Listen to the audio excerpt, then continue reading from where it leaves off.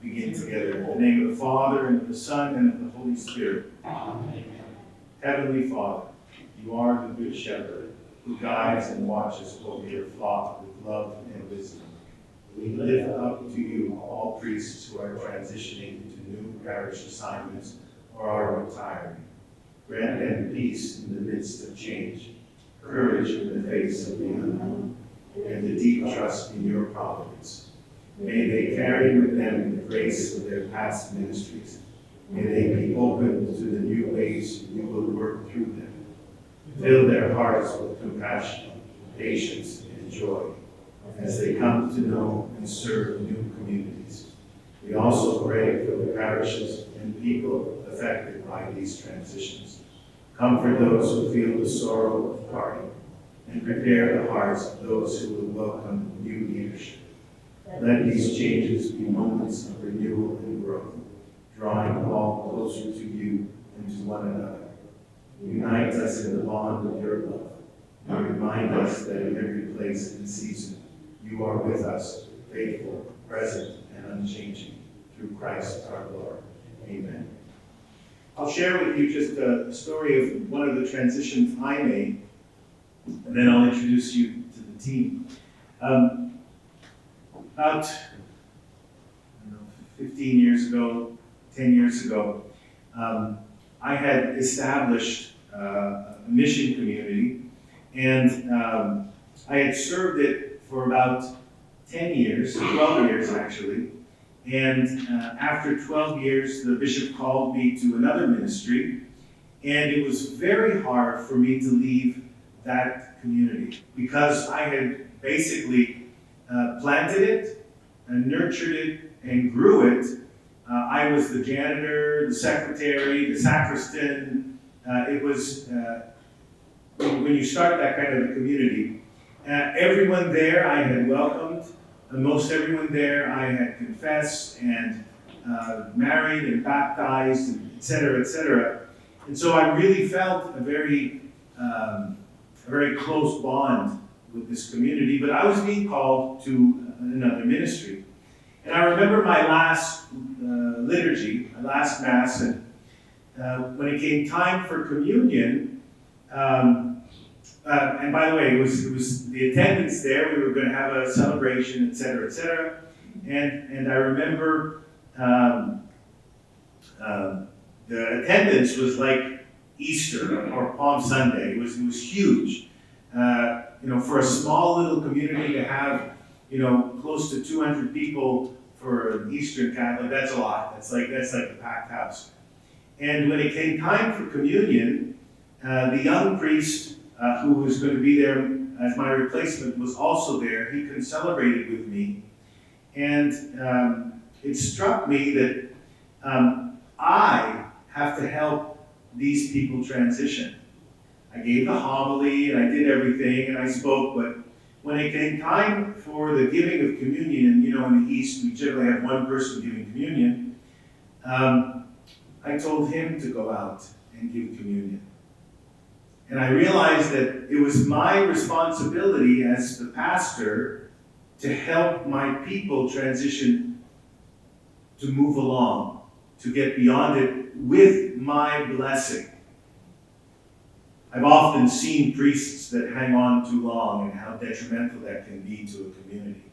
And so I took the decision to facilitate a transition. And I think one of the things that we're going to talk about today is how you, both as an incoming and an outgoing pastor, can help facilitate a smooth and healthy transition.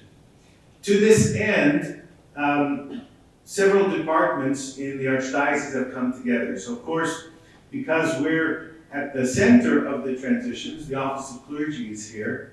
But also there are two other departments. There's the Department of Pastoral Ministries that is here present. There's Joan and Daniel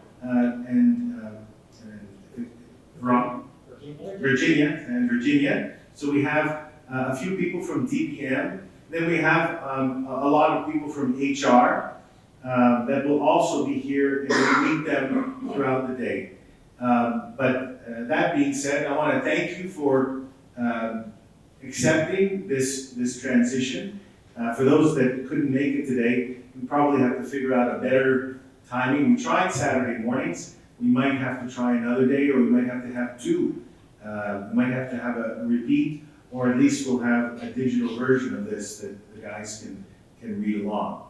But that being said, I want to transition into Daniel in DPM, who will kind of walk us through this day and start to help and accompany you in your transition. So thank you for being here. Just one more time, my name is Daniel Lowry. I'm the Director for Parish Life for the Archdiocese, and my team and I help our pastors and parish leaders with team building, pastoral planning, and then stuff like this, transition management. How do we do this well? How do we walk with our communities during these critical changes that we face?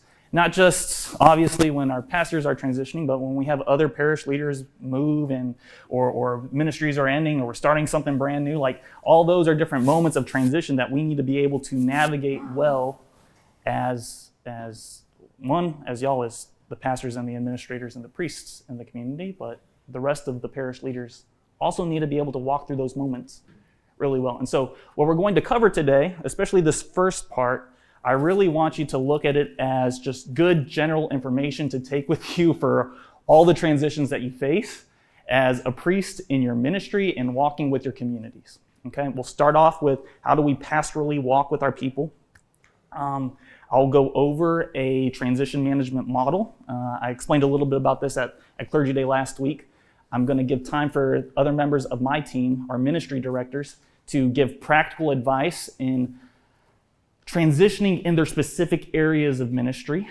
We'll take a little break, and then Father Juan Molina is going to be joining us around 11-ish to talk about how do we transition with our priests who have culturally diverse backgrounds.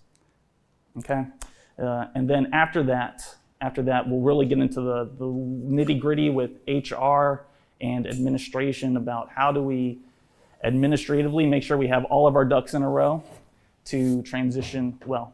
But foundationally, we want to start with how do we pastorally walk with our parishes. Okay, and so was everybody here at Clergy Day last week with Father Julian? Yeah, he talked a lot about how we can personally navigate through these times of transitions. Today, the focus is how do we help our communities?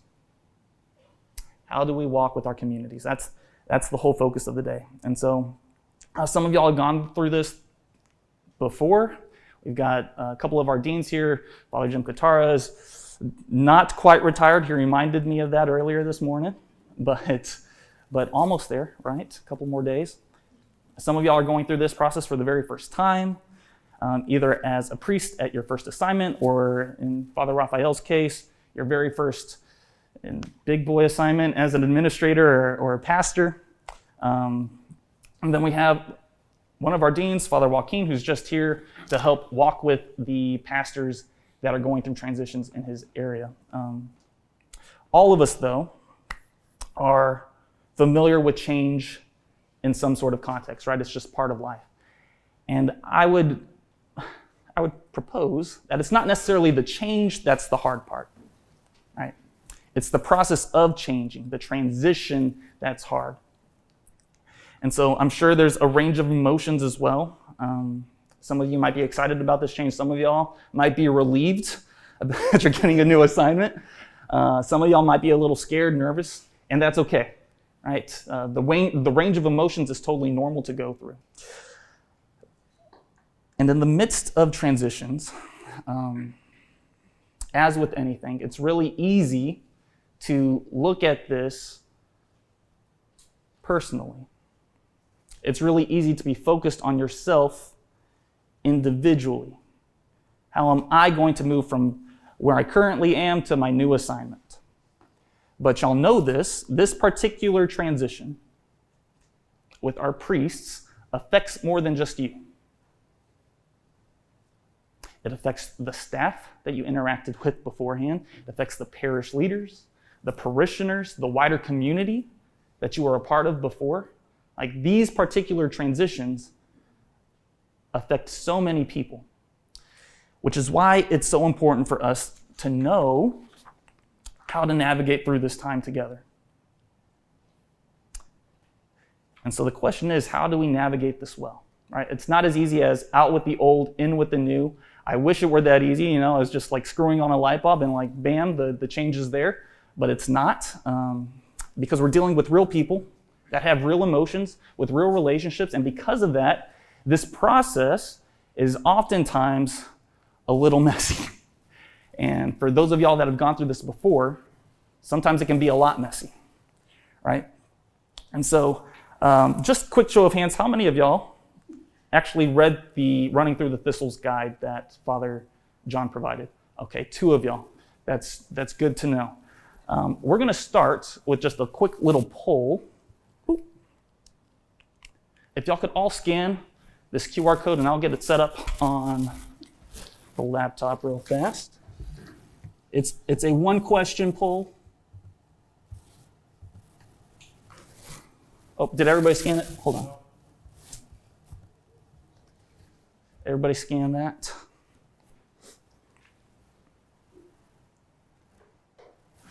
If you're not a priest, please do not respond. Okay. This is a poll just for our priests, just for our priests. Okay. Everybody got it? Presenter will start the poll. Please stay tuned. Yep. I'm about to start it once everybody scanned it. Got it? Okay. Good? Everybody? All right. Let's start it. It's just 1 question, but I want you to imagine that you have a cut on your arm that's healing. You decide to put a Band-Aid on it. When your arm's healed, what do you typically do? Do you tear that Band-Aid off?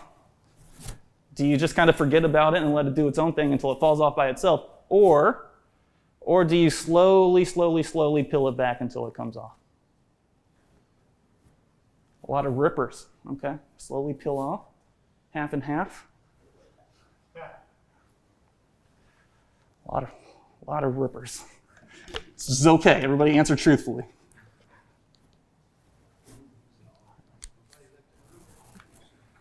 No. Is that everybody? 1, 2, 3?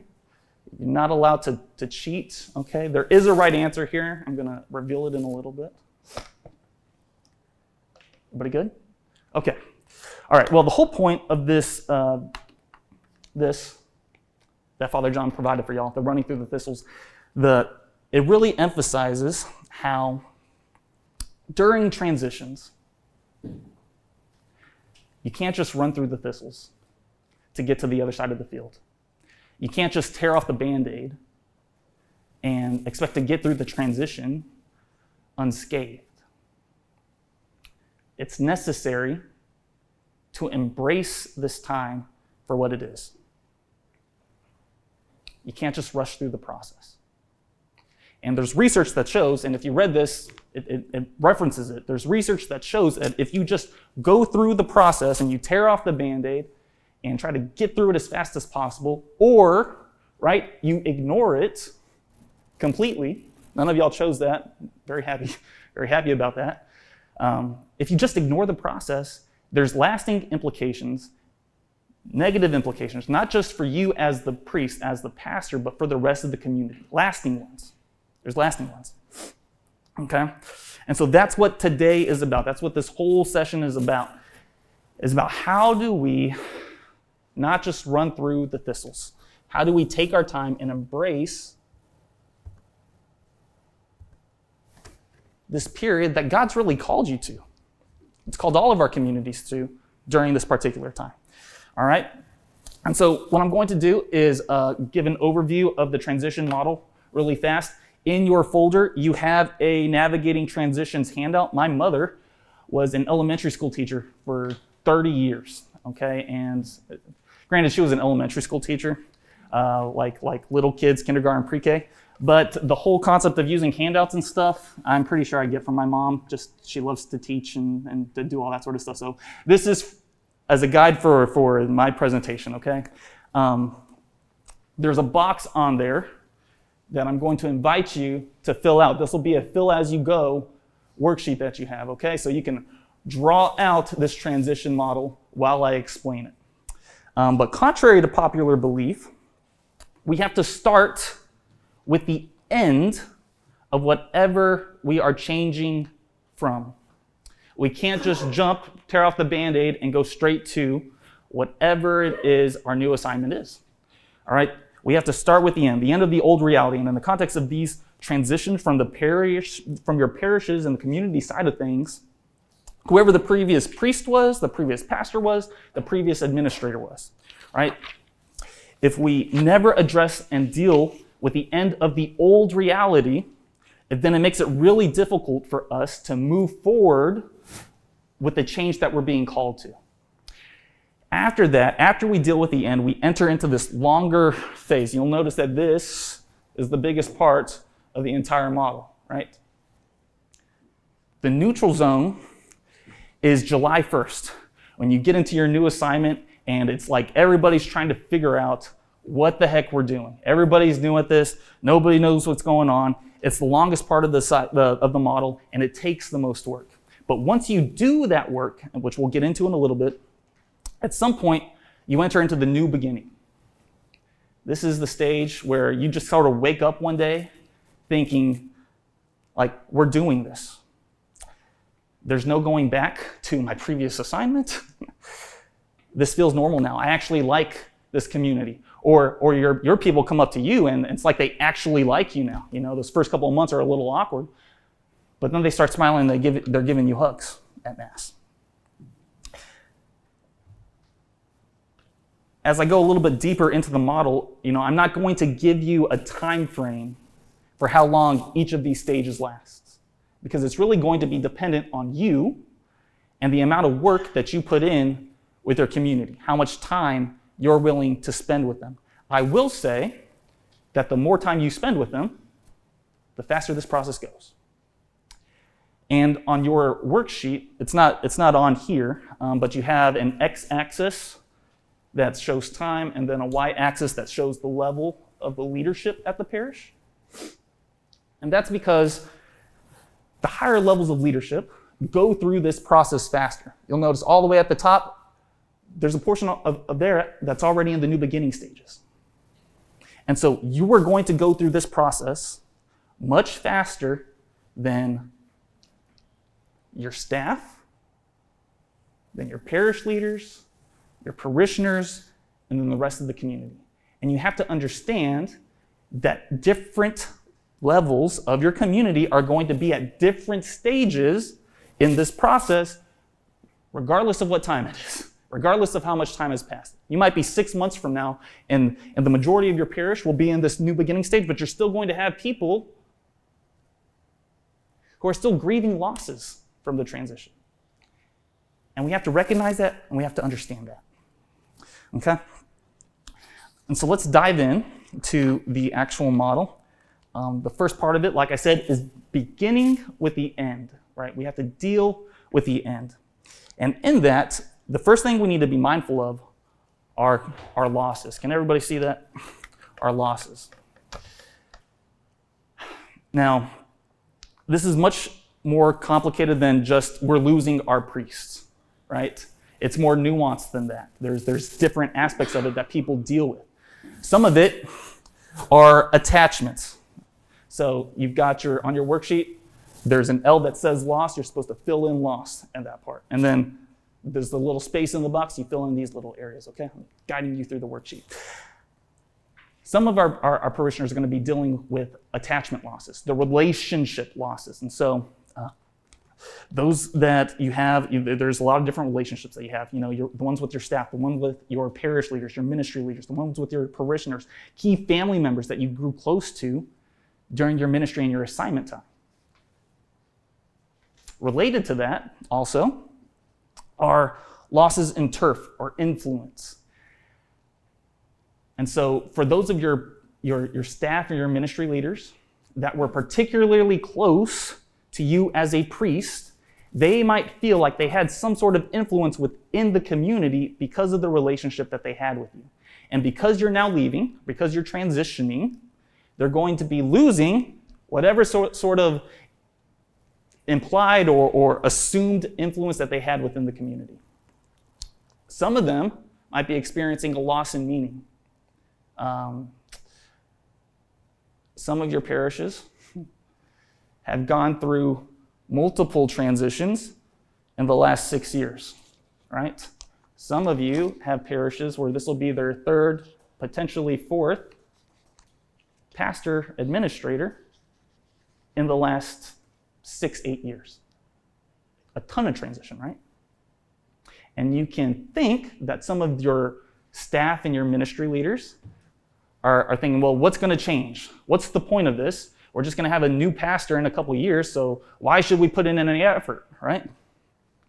Because they've gone through this so many times already. They're a little jaded by the entire process.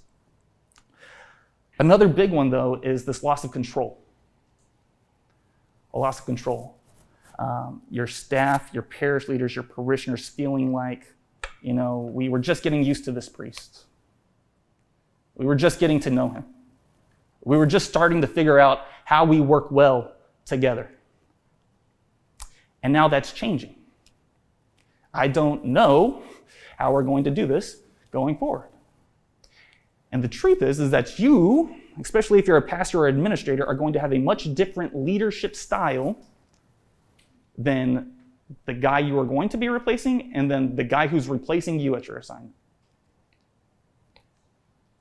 And your staff and your parish leaders, you need to be able to walk with them through that. And it'd be good for you to talk with whoever you're replacing and whoever's replacing you about what those differences in leadership styles are.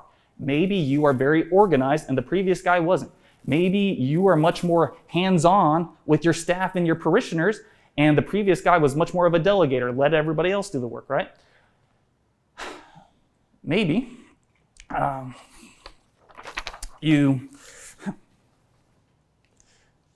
Maybe you like to have meetings and the next guy doesn't. There's a lot of little nuances to this in how you like to lead and how the next guy likes to lead. And for you to be able to have that conversation with that person, with the next priest, with the guy that's replacing you is critical. That way you can understand how you're supposed to help your staff and your parish leaders move through this time. That way you can have a conversation with them. Hey, Father so-and-so is going to be a little bit more hands-on with you than I am. All right? It's just how he is. I need y'all to be patient with this process and understand that he's not doing it because he wants to micromanage you. It's just his style. He likes to be a little more hands-on. Does that make sense? Yeah. You need to be able to have those conversations with the priest before you, the priest that's coming after you, to say, hey, where are the differences here so that we can walk with our staff and our parish leaders in this? Another thing is this loss of future, right? Maybe you had a pastoral vision, a pastoral plan that was already established, and now with a new priest coming in, it shouldn't necessarily be this way, but your parish leaders and your parishioners might be thinking, okay, well, where are we supposed to go now as a community with our priest leaving us? Is there going to be a new direction that's going to be cast? What's this mean for our ministries? Or maybe it's a loss of identity with our communities that maybe had an American priest before and then now are going to have a international priest at their parish, or they're going from a diocesan priest to a religious community that's going to be operating under them. It's a different sort of identity that comes to that community because of that change, right? And so being able to recognize that loss as well. And then another one, the final sort of loss that we sort of deal with is a loss in structure. And a very clear example of this is Father Abraham at Our Lady of Grace.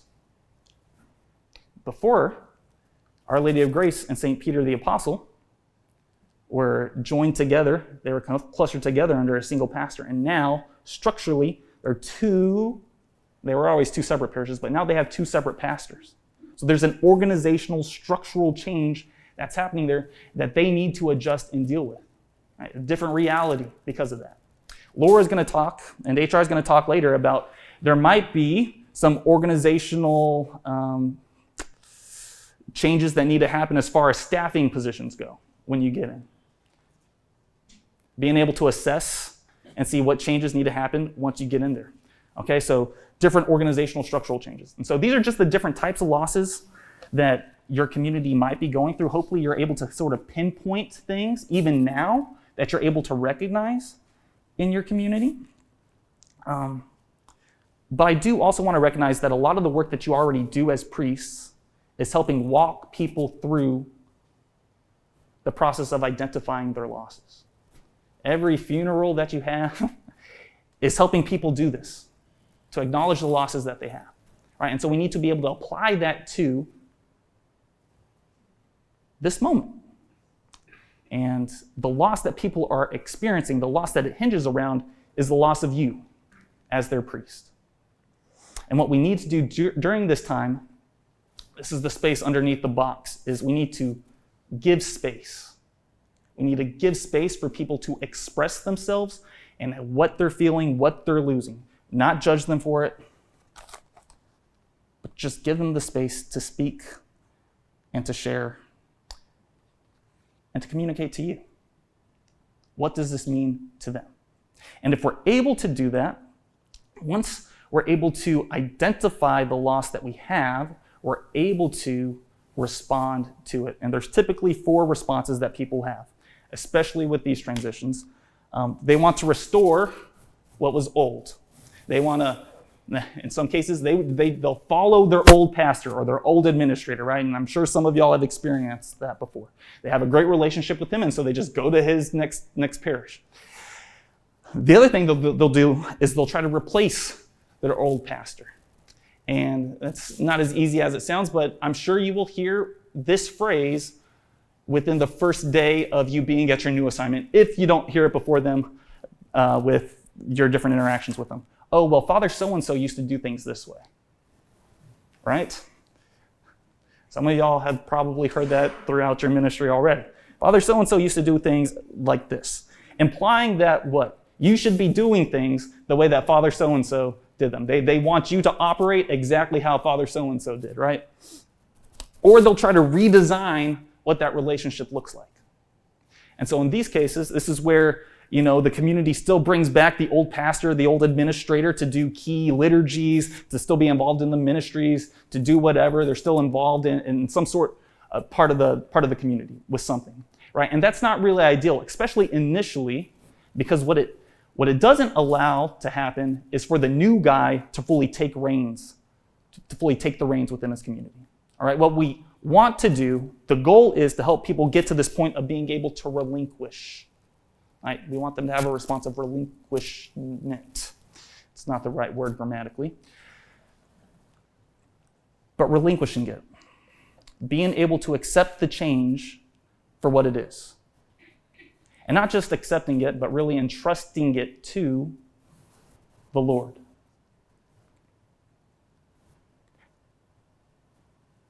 And in the context of these transitions, that's the goal.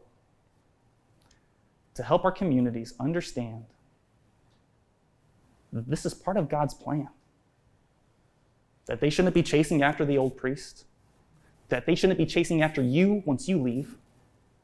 But to accept the change for what it is. To embrace the new pastor.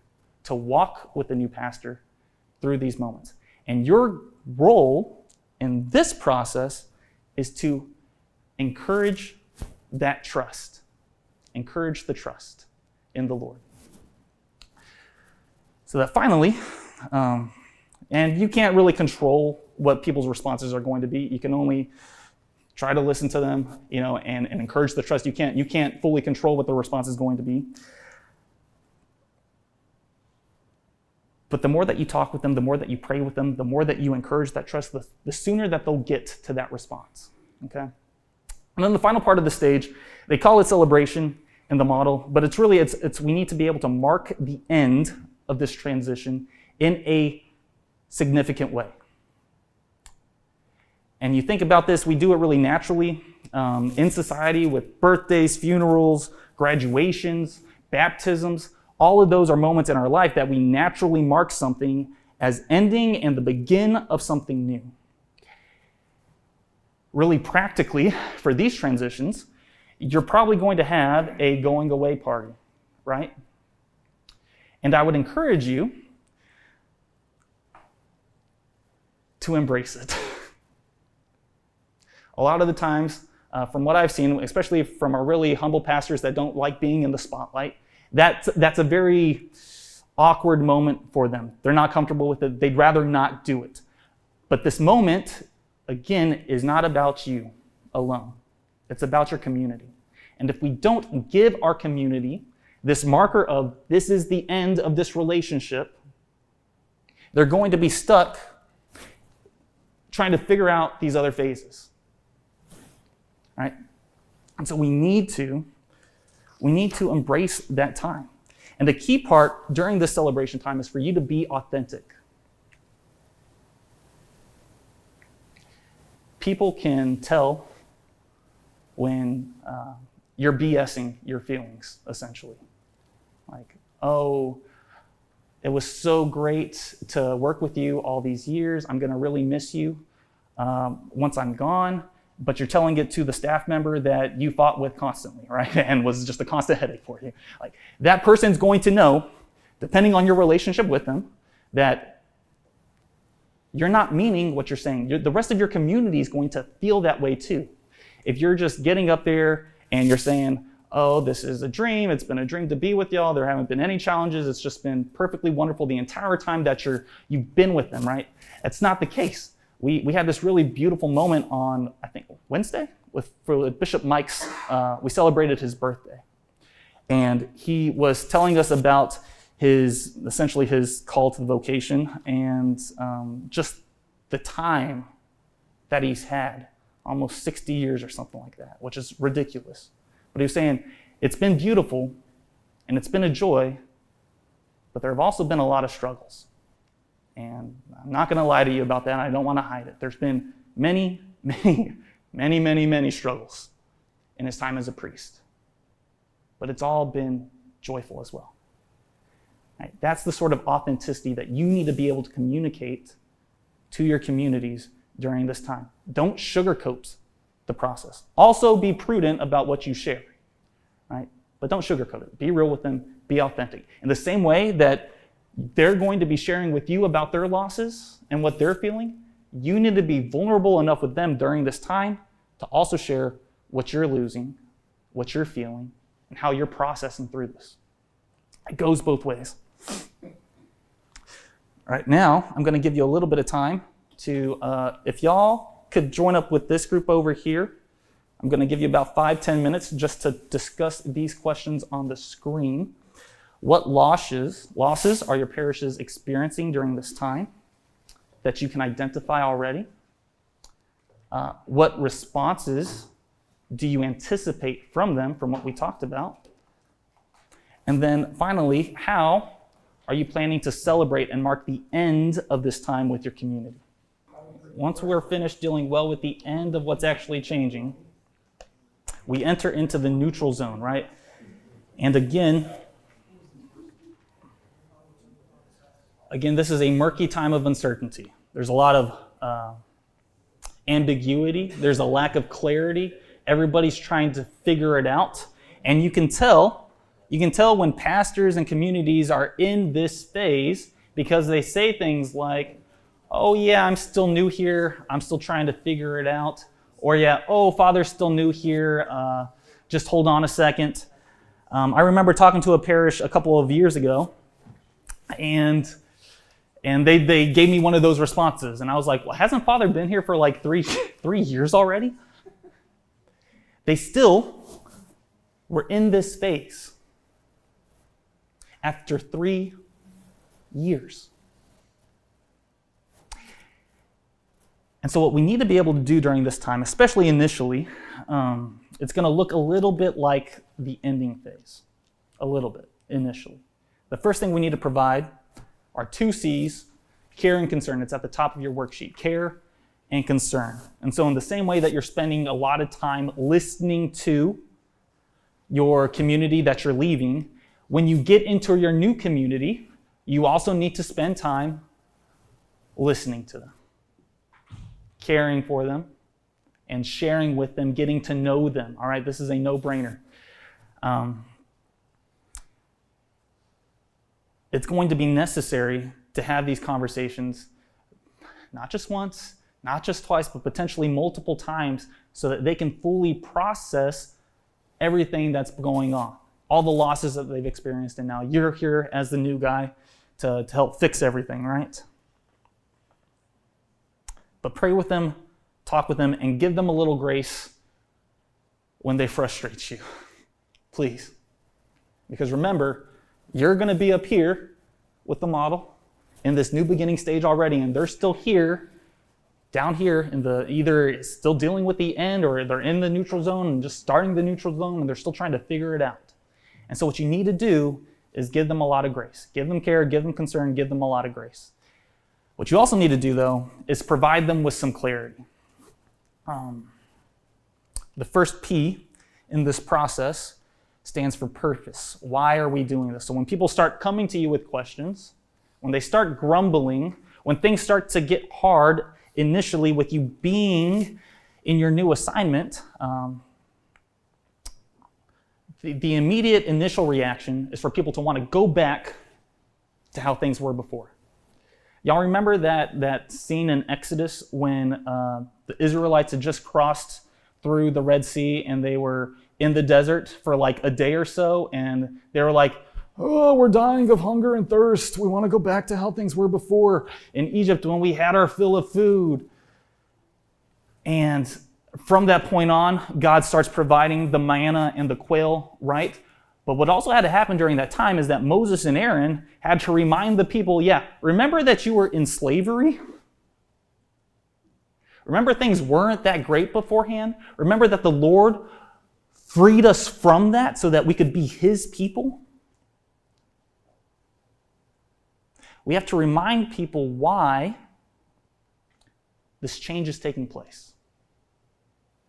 And there are a myriad of reasons for why these particular transitions happen. We have a priest shortage. We have some priests that are getting elderly and it's time for them to retire, right? We have, not looking at you, Father Jim, that's not you. We've got some priests that need to take sabbaticals. They're dealing with things personally. We have some priests who, they just completed their term in their assignment. They've gone 6 years, 12 years, hopefully, right? And it's time for a new one. But all of y'all have been prayed for, and this particular decision, this particular assignment has been discerned and talked about and discussed to no end. And it's been discerned that you are a good fit to help lead the community that you've been assigned to. For where they're at right now, at this particular moment, at this particular time, with the particular challenges that they're facing. That's why these transitions are happening. Remind your people of that. It's not just a willy-nilly thing because it's something that Father John thought was a good idea. Should change them up every now and then. It might be good. That's not why we do this. That's not why we do this. There's deeper things behind that. But sometimes our people don't understand and they don't recognize that. So give them the purpose. Give them the reason why. And after that, you need to be able to paint a picture. For the Israelites in the desert, they had the promised land, right? But it wasn't just the promised land.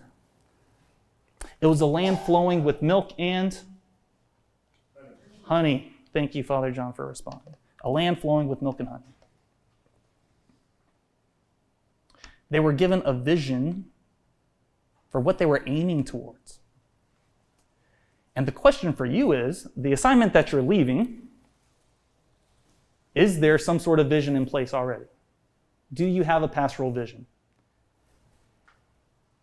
And by you, I mean, does the parish have a pastoral vision? Because it does no good for a pastoral vision to stay in the priest's head. Is it something that the parish staff can articulate? Something that the parish ministry leaders can articulate? Do they know the direction that they're going in as a community? Does the assignment that you're stepping into, that community, do they have a vision in place already? If they do, your job during this time is to affirm that vision and to remind them of the vision, to remind them of the picture that's already been painted for them.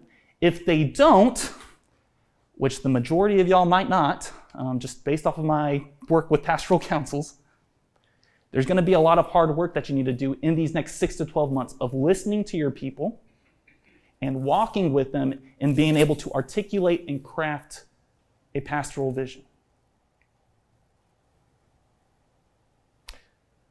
You will never, ever, ever get out of the neutral zone if you cannot paint a clear picture of where you're trying to take your community.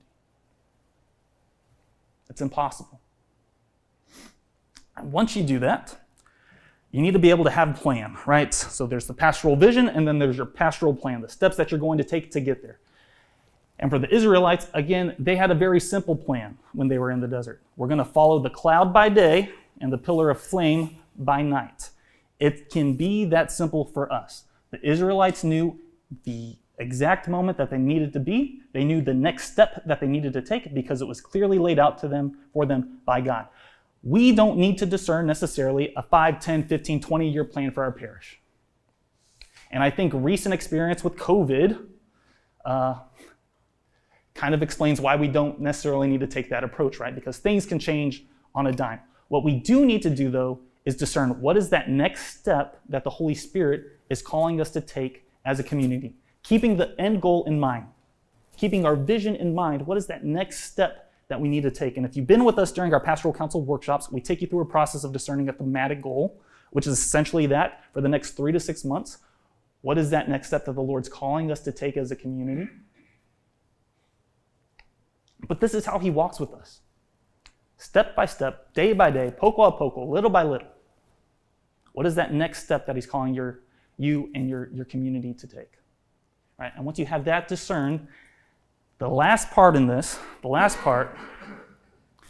is to empower your people. Give them a part to play. Help them to understand where they fit into the pastoral vision and the pastoral plan. Delegate some responsibility. All right? But how can you empower other people during this time? What can they be responsible for? The pastoral plan, the pastoral vision does no good if it just stays in the priest's head, if it just stays on the priest's shoulders. It's got to be shared. And so by doing these 4 things, we provide that clarity that's needed during this really key time of uncertainty. All right? And so now, what I'm going to ask you to do is, again, kind of group up, and you're going to talk about these 2 questions. So how will you provide care and concern to the different levels of your parish, the staff, the parish leaders, the rest of the parishioners, when you get into your new assignment? And then how are you ensuring that there's going to be clarity when you leave your current assignment and then when you step into your new one? Do you have a pastoral vision and the pastoral plan in place at the assignment that you're leaving? Does the place that you're getting into have one in place? And if you're not sitting next to the priest that you're going to be kind of shuffling with, this should be part of your conversation for sure in the one-on-one meeting that you have later on, if you haven't done it yet, okay? So group that together, 5-10 minutes. This is going to be just a day that you wake up in bed and you're like, this feels normal now. I like these people finally. My conversations with them aren't awkward anymore, right? They actually like me, which is nice. Hopefully they get to a point like that, right? Right? But you wake up one day, you don't even realize that it feels normal now. On your worksheet, I have a little box that's got a question that says, Father Raphael, can you read it? Oh. Who will help the community and me get here? When you have your conversations with the other priests in the transition, I want you to talk about identifying the key leaders in your community that can help you get to this new beginning stage? Who are the ones that are going to help you and the community get through this transition process? Like I said before, in the model, you're going to go through it a lot faster than the staff, than the parish leaders, the parishioners, and the rest of the community. And what it would be great is if you could empower your staff and your ministry leaders, the parish leaders that you do have, if you could identify a couple of people to do some listening, to do some walking with, to do some accompanying with the rest of the community. It is impossible for you as the priest to have 300 one-on-ones with everyone in your community this next year, or 500, or 600, whatever your parish size is, right? It's impossible for you to do all that this next year. But how can you empower your staff and your parish leaders to help the rest of the community process the loss, process the response, and articulate and communicate and over-communicate the vision and the plan that's been discerned and decided? All right, try to identify those people. Another point that I want to make is that because you're going to have people at different levels in this process at any given time, we would really recommend not making any changes in the first 6 to 12 months, ideally. Unless it's heretical, illegal, or immoral, there's not really a reason to make a change, right? Because the thing is that even something small, I was talking with a priest a couple years ago in a rural community. All he did was change a statue in the sanctuary space. Seems like a small thing, right? It wasn't. He heard about it. He's still hearing about it, quite frankly. Things that might seem like a small change to you are really big changes for other people in the community. And depending on where they're at in this process, that change gets amplified. Because you're compounding losses on top of them. Not only do they have to deal with the loss of their priests and the change in the priest, but now they've got to deal with every subsequent change, no matter how small, that you're deciding to make. All right? And so for this first 6 to 12 months, unless it's illegal, heretical, immoral, there's not really a reason for you to just make changes. Observe, be with the people, listen, and know. And embrace this time for what it is. Embrace this time for what it is. Okay? That's my last piece of advice. I'm going to invite my team now up to share on their different ministerial areas. I'm going to invite us to think about the opportunities that we have with our new communities around transitions for the liturgical life. You know well that the Mass experience takes people deeper in their faith and brings them back to your parish the next week, ideally. I don't have to tell you how important that is, because maybe that's one of the reasons why you became a priest, is the Sunday experience. But what I am going to invite you to, from a liturgical perspective, is those moments of observation.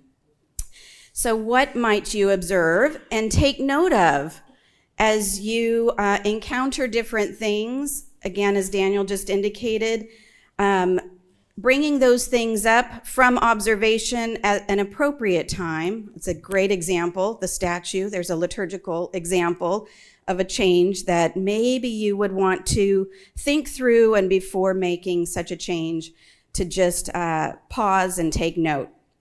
So probably the most important thing when you walk in to a new parish as a pastor administrator are the Mass times. So you're going to be very attuned to what those times are as the celebrant, pastor or administrator. And so making note of the dynamics of those Mass times, of being mindful of the community and who is coming to the variety, whether that's for the liturgical, the numbers that might be high and low during certain times of the year, liturgical year or calendar year, taking note of those. Who is helping to form the liturgical ministers at the parish?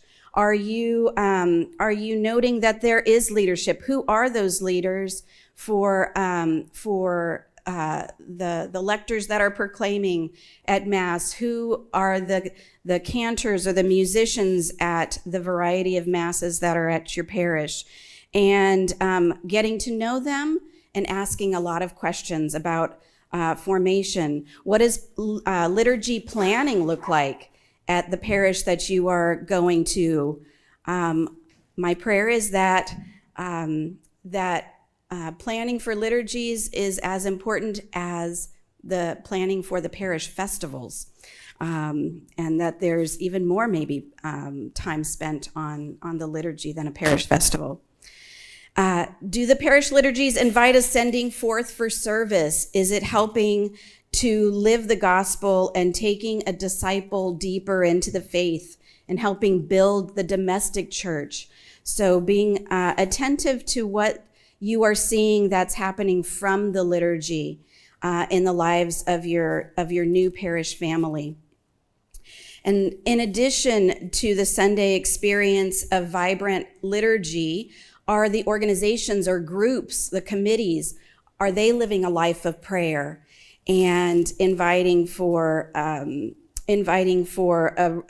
you seeing and are you affirmed that the community leaders are knowing Christ and listening to the Holy Spirit? So taking note of those moments and being affirmed by that with the leadership in your new parish. And if there's any opportunity to increase prayerfulness in the future, that you take that opportunity to share that at the appropriate time. The last thing I would just say is being mindful of the ways of the community being hospitable, and the ways that we welcome the visitor, the seeker, the disciple. Really being intentional. Daniel talked also about sincerity earlier. And is it coming from a place of authenticity? So inviting the community or observing the community, and if necessary, inviting them to a deeper place of hospitality. It's not just something that we do. It is who we are. Is the community that you are leaving and coming to, are they a welcoming community? And I would just pause to say, my expectation is that you all are going to be welcomed well to your new parish. Is the community welcoming all in that same way? There was a moment a couple of years ago, this would be the opposite example of this, where we visited a pastor who had just arrived to a parish, and the ministry leader that welcomed us was very clear that she was there before the pastor and she will be there after his term ends. And so she made it clear what her role was. And I was sad for the pastor, and it concerned me of how she must be welcoming others into the parish community if she was treating the pastor like that. I had the last example I'll share as it relates to liturgy and transition was a call that I took actually just this week from a parish leader. She's a cantor at one of the masses on the weekend. And she made it very clear that she had chosen a song to sing. It was on the sixth Sunday of Easter, but it happened to be Memorial Day weekend. And the recommendation in the liturgy guide was "America the Beautiful." But before the pastor was recessing out, he said that's not appropriate. So he made this announcement in the Mass. And she wanted to know from me, was that an acceptable song to sing before she went and had a conversation with the pastor? And I said, whether it was acceptable or not, I asked her about the preparation for liturgy. The priest had been there a little over a year, maybe he's going on 2 years. And she said it was acceptable with the former pastor that song was allowable. And I said, I said, no matter what was indicated, the process of preparation for liturgy is what was necessary. And she could share the experience, let alone the humiliation that she felt in that moment when the pastor indicated before he was walking back down the aisle, during the recessional, and when he spoke up. But what could be done in order for her to have a better dialogue with the priest, even now 2 years into his leadership in the parish, and inviting her to have a dialogue with him. So on the reverse, your invitation to know how is liturgy being celebrated, being planned at the parishes that you are going to, and how can you work with those in leadership that are helping to celebrate liturgy well in your new parishes. Good morning, everyone. My name is Virginia Mata, and I'm the Director for Social Justice. I want to start out with a question. How many of y'all have social justice ministries in your parishes? Okay, I guess my job's done.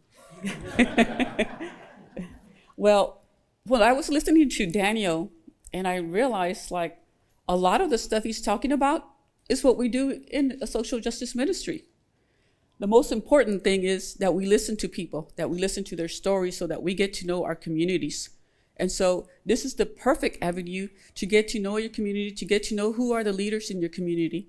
And so this is really important so that we can continue to grow and so that we can foster an environment that is conducive for our learning and for our advancement and growth as a team. So what I would ask you is to, obviously not right away, to plant new seeds right away, because that would be contrary to what Daniel said, and I affirm with that, I agree with that. But what I would ask you is to keep an open mind, because the process of social justice that we have in mind is a process that's an antidote to this transitional change. And so building bridges, what does that mean? It means building relationships. It means having those one-on-ones. It means having those listening sessions. It means identifying issues that are impacting the community. And so that is what we want to do, is we want you to help us grow. As pastors, your support is 100% necessary for a social justice ministry to be fruitful. But it can be very fruitful. And so it's important to be able to have the relationships, because all of this is about relationships. And more than that, it's about building power to create change that affects our most marginalized communities. And so that's what we need. And through this process, we do build power for the common good, power to protect inherent dignity. And so I invite you to keep an open mind in the future and to let us work with you to create these social justice ministries. This picture here, it's not a protest, it's a pilgrimage. And guess who the priest that led it was? We helped him, but guess who led it? It was a retired priest. We had about 70 folks there, did a 9-mile pilgrimage on the anniversary of Laudato Si. That's the kind of work we do. St. Vincent de Paul partnered up with us. Catholic Charities partnered up with us. And other, St. Vincent de Paul had a big presence there, and we passed out food under the bridges to our most marginalized communities, answering that call of the cry of the earth and of the poor. And so this is the kind of work that it takes to empower individuals to really let them do the work. All they need is your blessing, and you will see the fruit. Thank you. Good morning. My name is Lauren Stottleman, and I'm the Director for Human Dignity and Pastoral Care. And thank you for being here. I know you heard that at the beginning, but it's just a gift to work for the church and be just a faithful in our community, but then to see all these priests gathered is just always a joy, so thank you. I know there's a lot of information and pictures on this slide. At the end of the day, I hope you walk away just knowing like, oh, there's a person at the Archdiocese who's here to help me with matters of human dignity and pastoral care as it pertains to ministry in your parish. Some of these pictures are just the faces of the ministry. So Father Len is over here on the far right. He's our pastoral care chaplain. He signs Mass at Our Lady of Sorrows, and he is the only priest in our diocese who knows ASL, American Sign Language.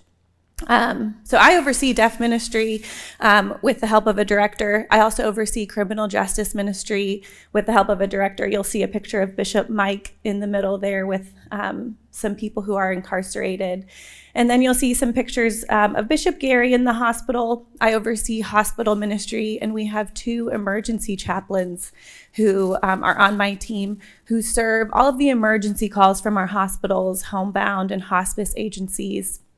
And then you'll see Archbishop Gustavo at Chrism Mass, which also represents hospital ministry and healthcare ministry. And then the top photo is at Allied Women's Center. It's one of the pregnancy care centers in our archdiocese. So just to give you kind of some pictures of the ministries that I oversee.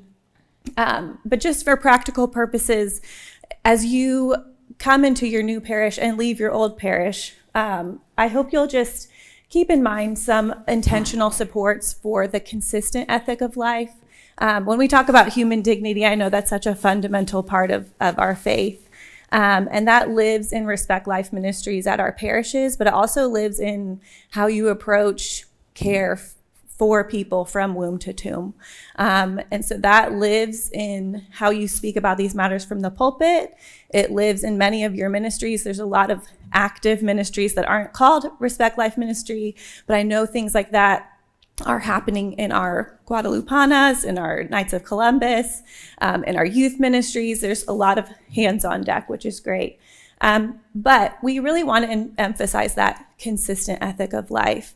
And so considering all the opportunities that you might have to uphold the dignity of human life in all of these matters, the unborn and their parents, those who are sick and dying, migrants and refugees, and then speaking out against things like the death penalty and physician-assisted suicide.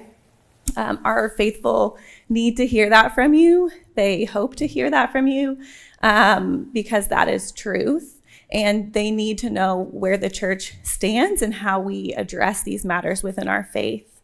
Like I said, there are already a lot of active groups and ministries, so you just understanding what those are as you learn from your new community and with your new community is a great way to support the celebration of human dignity. And then promoting service organizations and care centers.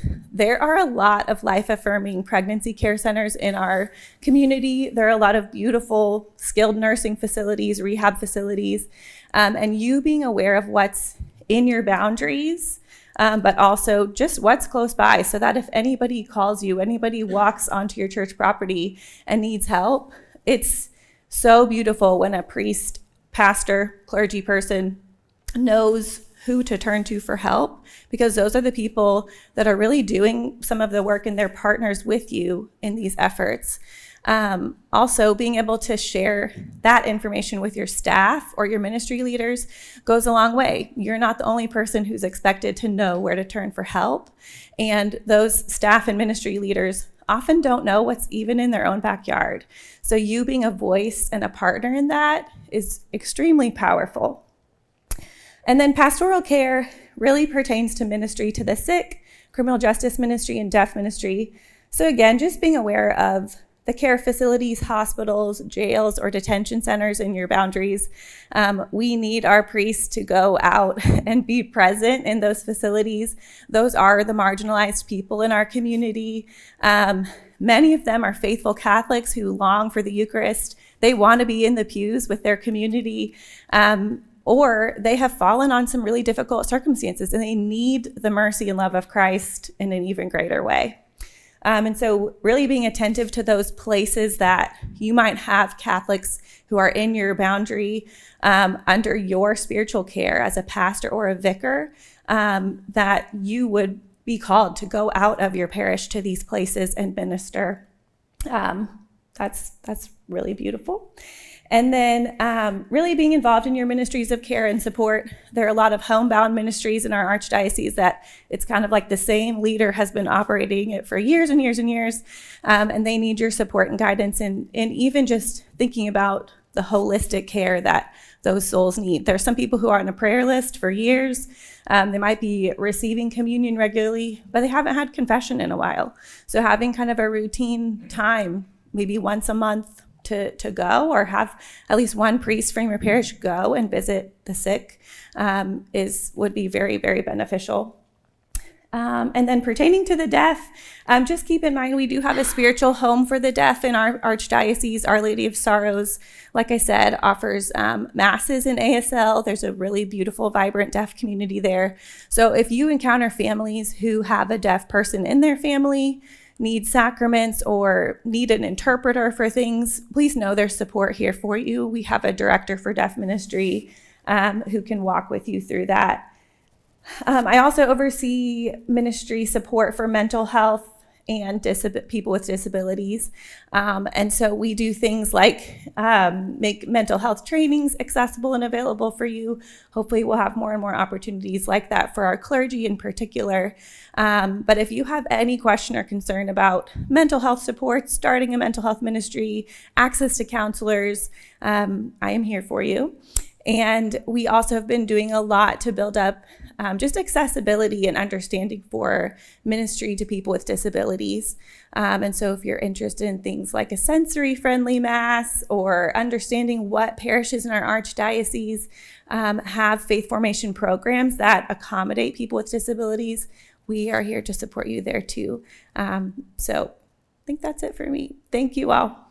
My name is Amy Rubio. I am the director for youth and young adult ministry, but in the process of transitioning into a broader scope as director of evangelization and missionary discipleship, which will encompass all ages of formation. So children's ministry, family ministry, middle school, high school, campus ministry. I currently already oversee that team, young adult ministry, and then adult ongoing ministry as well, with an incredible team.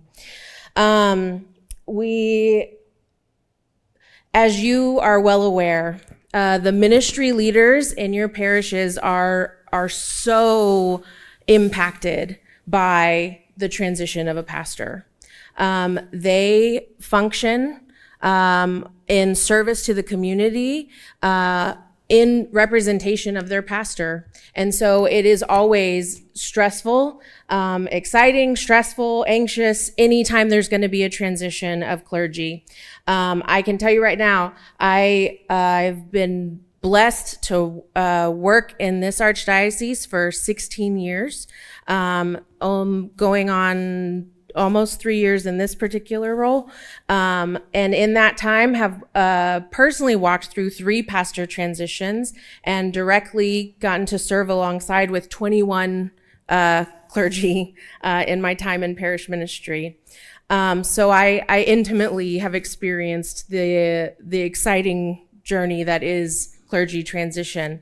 And I can guarantee you, in the midst of this transition, all of your future staff and ministry leaders, they have cyber stalked you. They have looked up whatever they can find out about you, about your personality, about your quirks, because you have such a big influence into their daily reality. And I do pray that that's not taken lightly and really cared for with grace. But the thing I would ask, and we had a mix up in some slides, so I'm going to touch on these, but I also have some others that I'd like to highlight, is first and foremost, as Daniel has mentioned, as others have mentioned, to please, in regards to the areas of formation, and all the ages, but also within all of those ages are all of the aspects of formation. So sacramental prep, outreach and evangelization, catechesis and formation, communal life, discipleship, sacramental life, all of that should be components within all of these ages and phases of formation. Take time to just observe. Take time to just observe what's going on, and recognizing that certain aspects of formation are very short-term and immediate things, immediate events, or initiatives within a particular area of formation. So, for example, while baptism should be one moment in the span of a new young family's journey, the start and exciting embrace of a new member of our church, but the practical implementation of that is usually pretty short. It's a training and it's a scheduling of the date, and then it happens and it's done, versus something like OCIA or a youth ministry program, that the scope of that, to see the fullness of maybe what that plan looks like, might take an entire year before you see all aspects of what you would want to see in a particular formation approach. And so you're not going to be able to always know within the first month or 3 months or 6 months really what the full picture of formation looks like in the new parish that you're stepping into. So give it time. Give it time to really show big picture and small nuances together. Also, trying hard to recognize, as you already know, that every parish has different needs. And within that, every sect of formation also might have different unique needs from parish to parish. And so as you observe, to try and do that objectively, to try and do that not in an immediate comparison of the parish you just left, because there may be the same fundamental needs there, just manifested or offered in a different way. And so be patient in that observation as well, recognizing that some of the approaches may look very different, but may be achieving the same goals. So give that time. Also, the ministers the ministry leads that you'll be transitioning to, I can guarantee you there's some level of nervousness. And so being proactive in your communication with them. As Daniel mentioned, every pastor is different, and their preferences on how communication happens is different. And it helps when you can be proactive in that communication of how often you want to meet, or the things that you'd like to know, or even if it's just as simple as, hey, I'd really like to show up for this session or this particular youth night, and here are some dates I'm available. But being proactive in that communication with those ministry leads is extremely helpful and makes that transition smoother. And also to have a supportive presence in these different areas, and being intentional with you don't always have to do something when you show up to an event or a gathering or a session.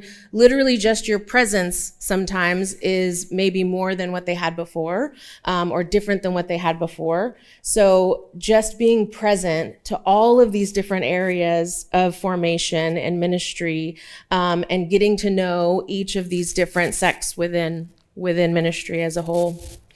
I would also offer to just take note of what you notice. Where are the collaborations that are happening across areas of formation?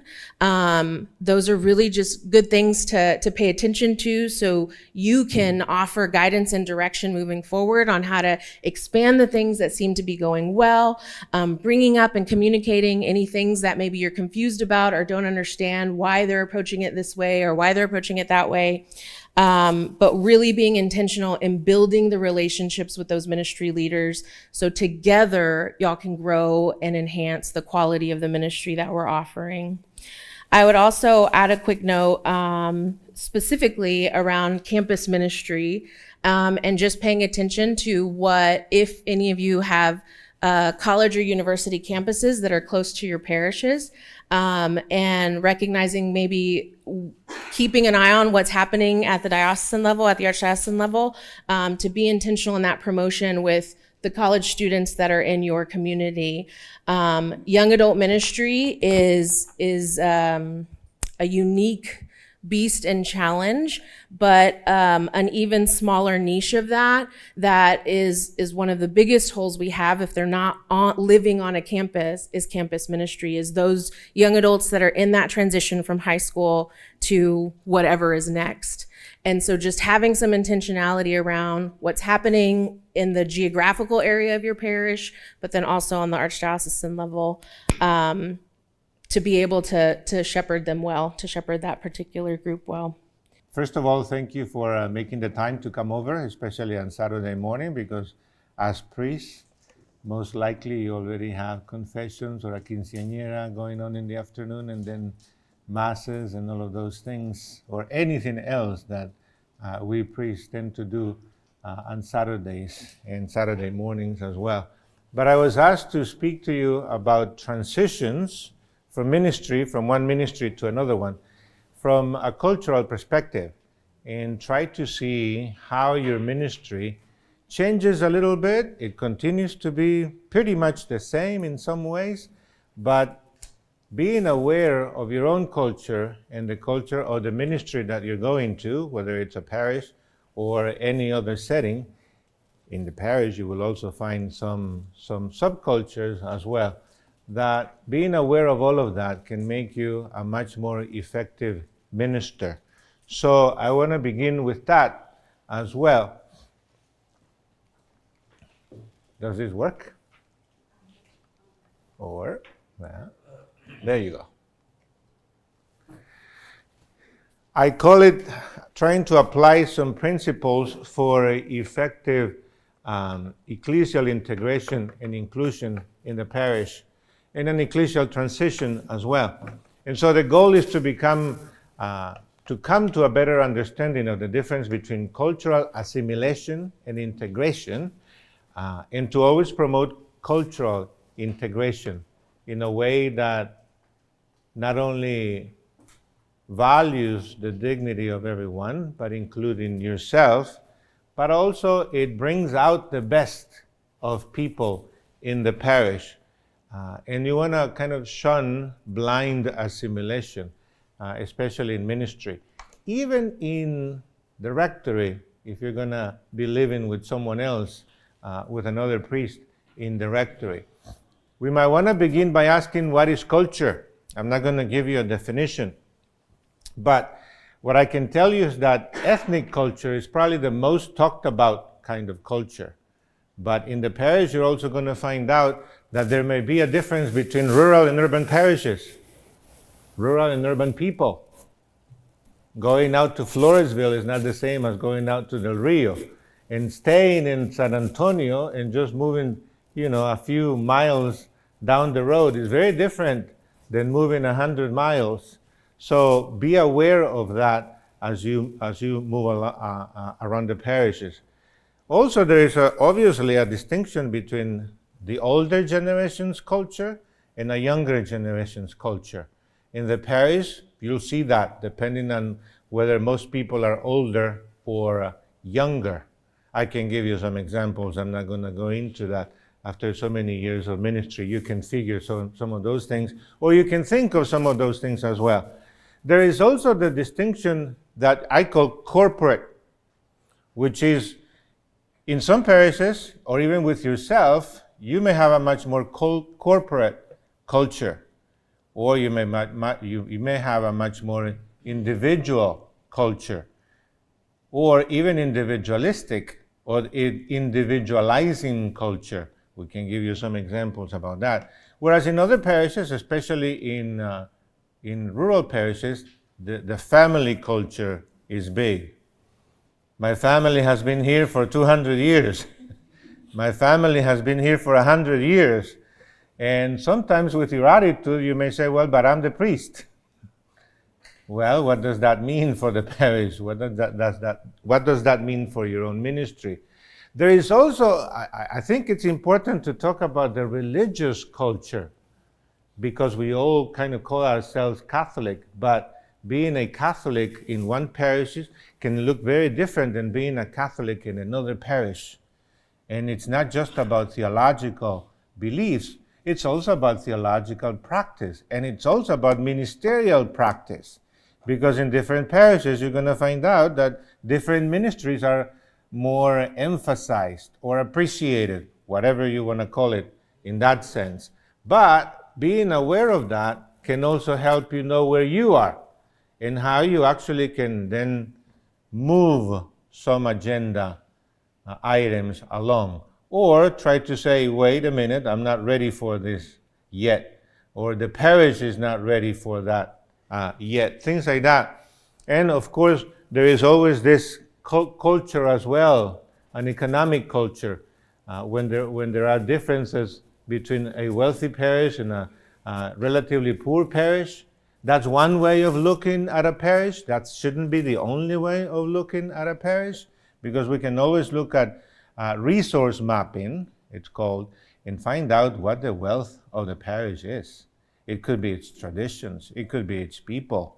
You come to the west side, for example, or the south side of San Antonio, and there is a lot of wealth there in terms of tradition and beliefs. You go to the north, you find wealthier parishes, but newer parishes as well that are still developing a sense of tradition and a sense of parish. As you go in, I think it's important to know those things, because as you become aware of those things, again, you can find out or see what it is that you can move along. A lot of what I'm talking about here comes from a book that I really highly recommend to you if you haven't had the time to read it. I think it's even in PDF on the USCCB website. It comes from a book called Building Intercultural Competence for Ministers. They also have another book called Best Practices in Shared Parishes. That was an old way of talking about how to have two cultures, ethnic cultures primarily, in the same parish. I think it's important to look at that, and look especially at what they define as cultural assimilation, cultural integration. They talk about 5 principles for ecclesial integration. I'm expanding some of that as well. Then they do some breakout rooms or tell you how to do listening sessions, things like that. And then how people can, sometimes in the parish, can have a large group, or a convocation, for example, or a parish assembly, you can call it, things like that. So first of all, thank you for having said yes to the Archbishop. The other day, he and I were talking about some things, and I said, I don't have to be at MAC. And you can imagine when I said that, the Archbishop goes, whoa, wait a minute.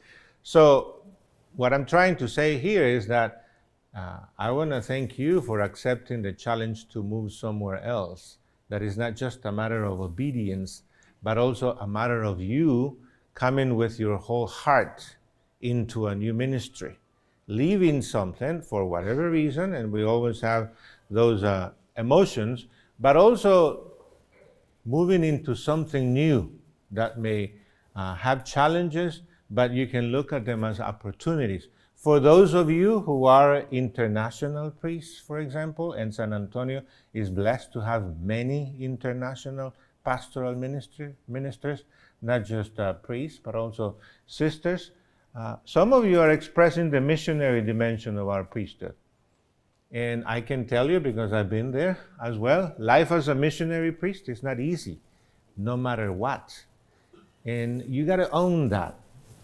Those of us who can call ourselves, because of the many years or because some were born here, we can call ourselves the home priests.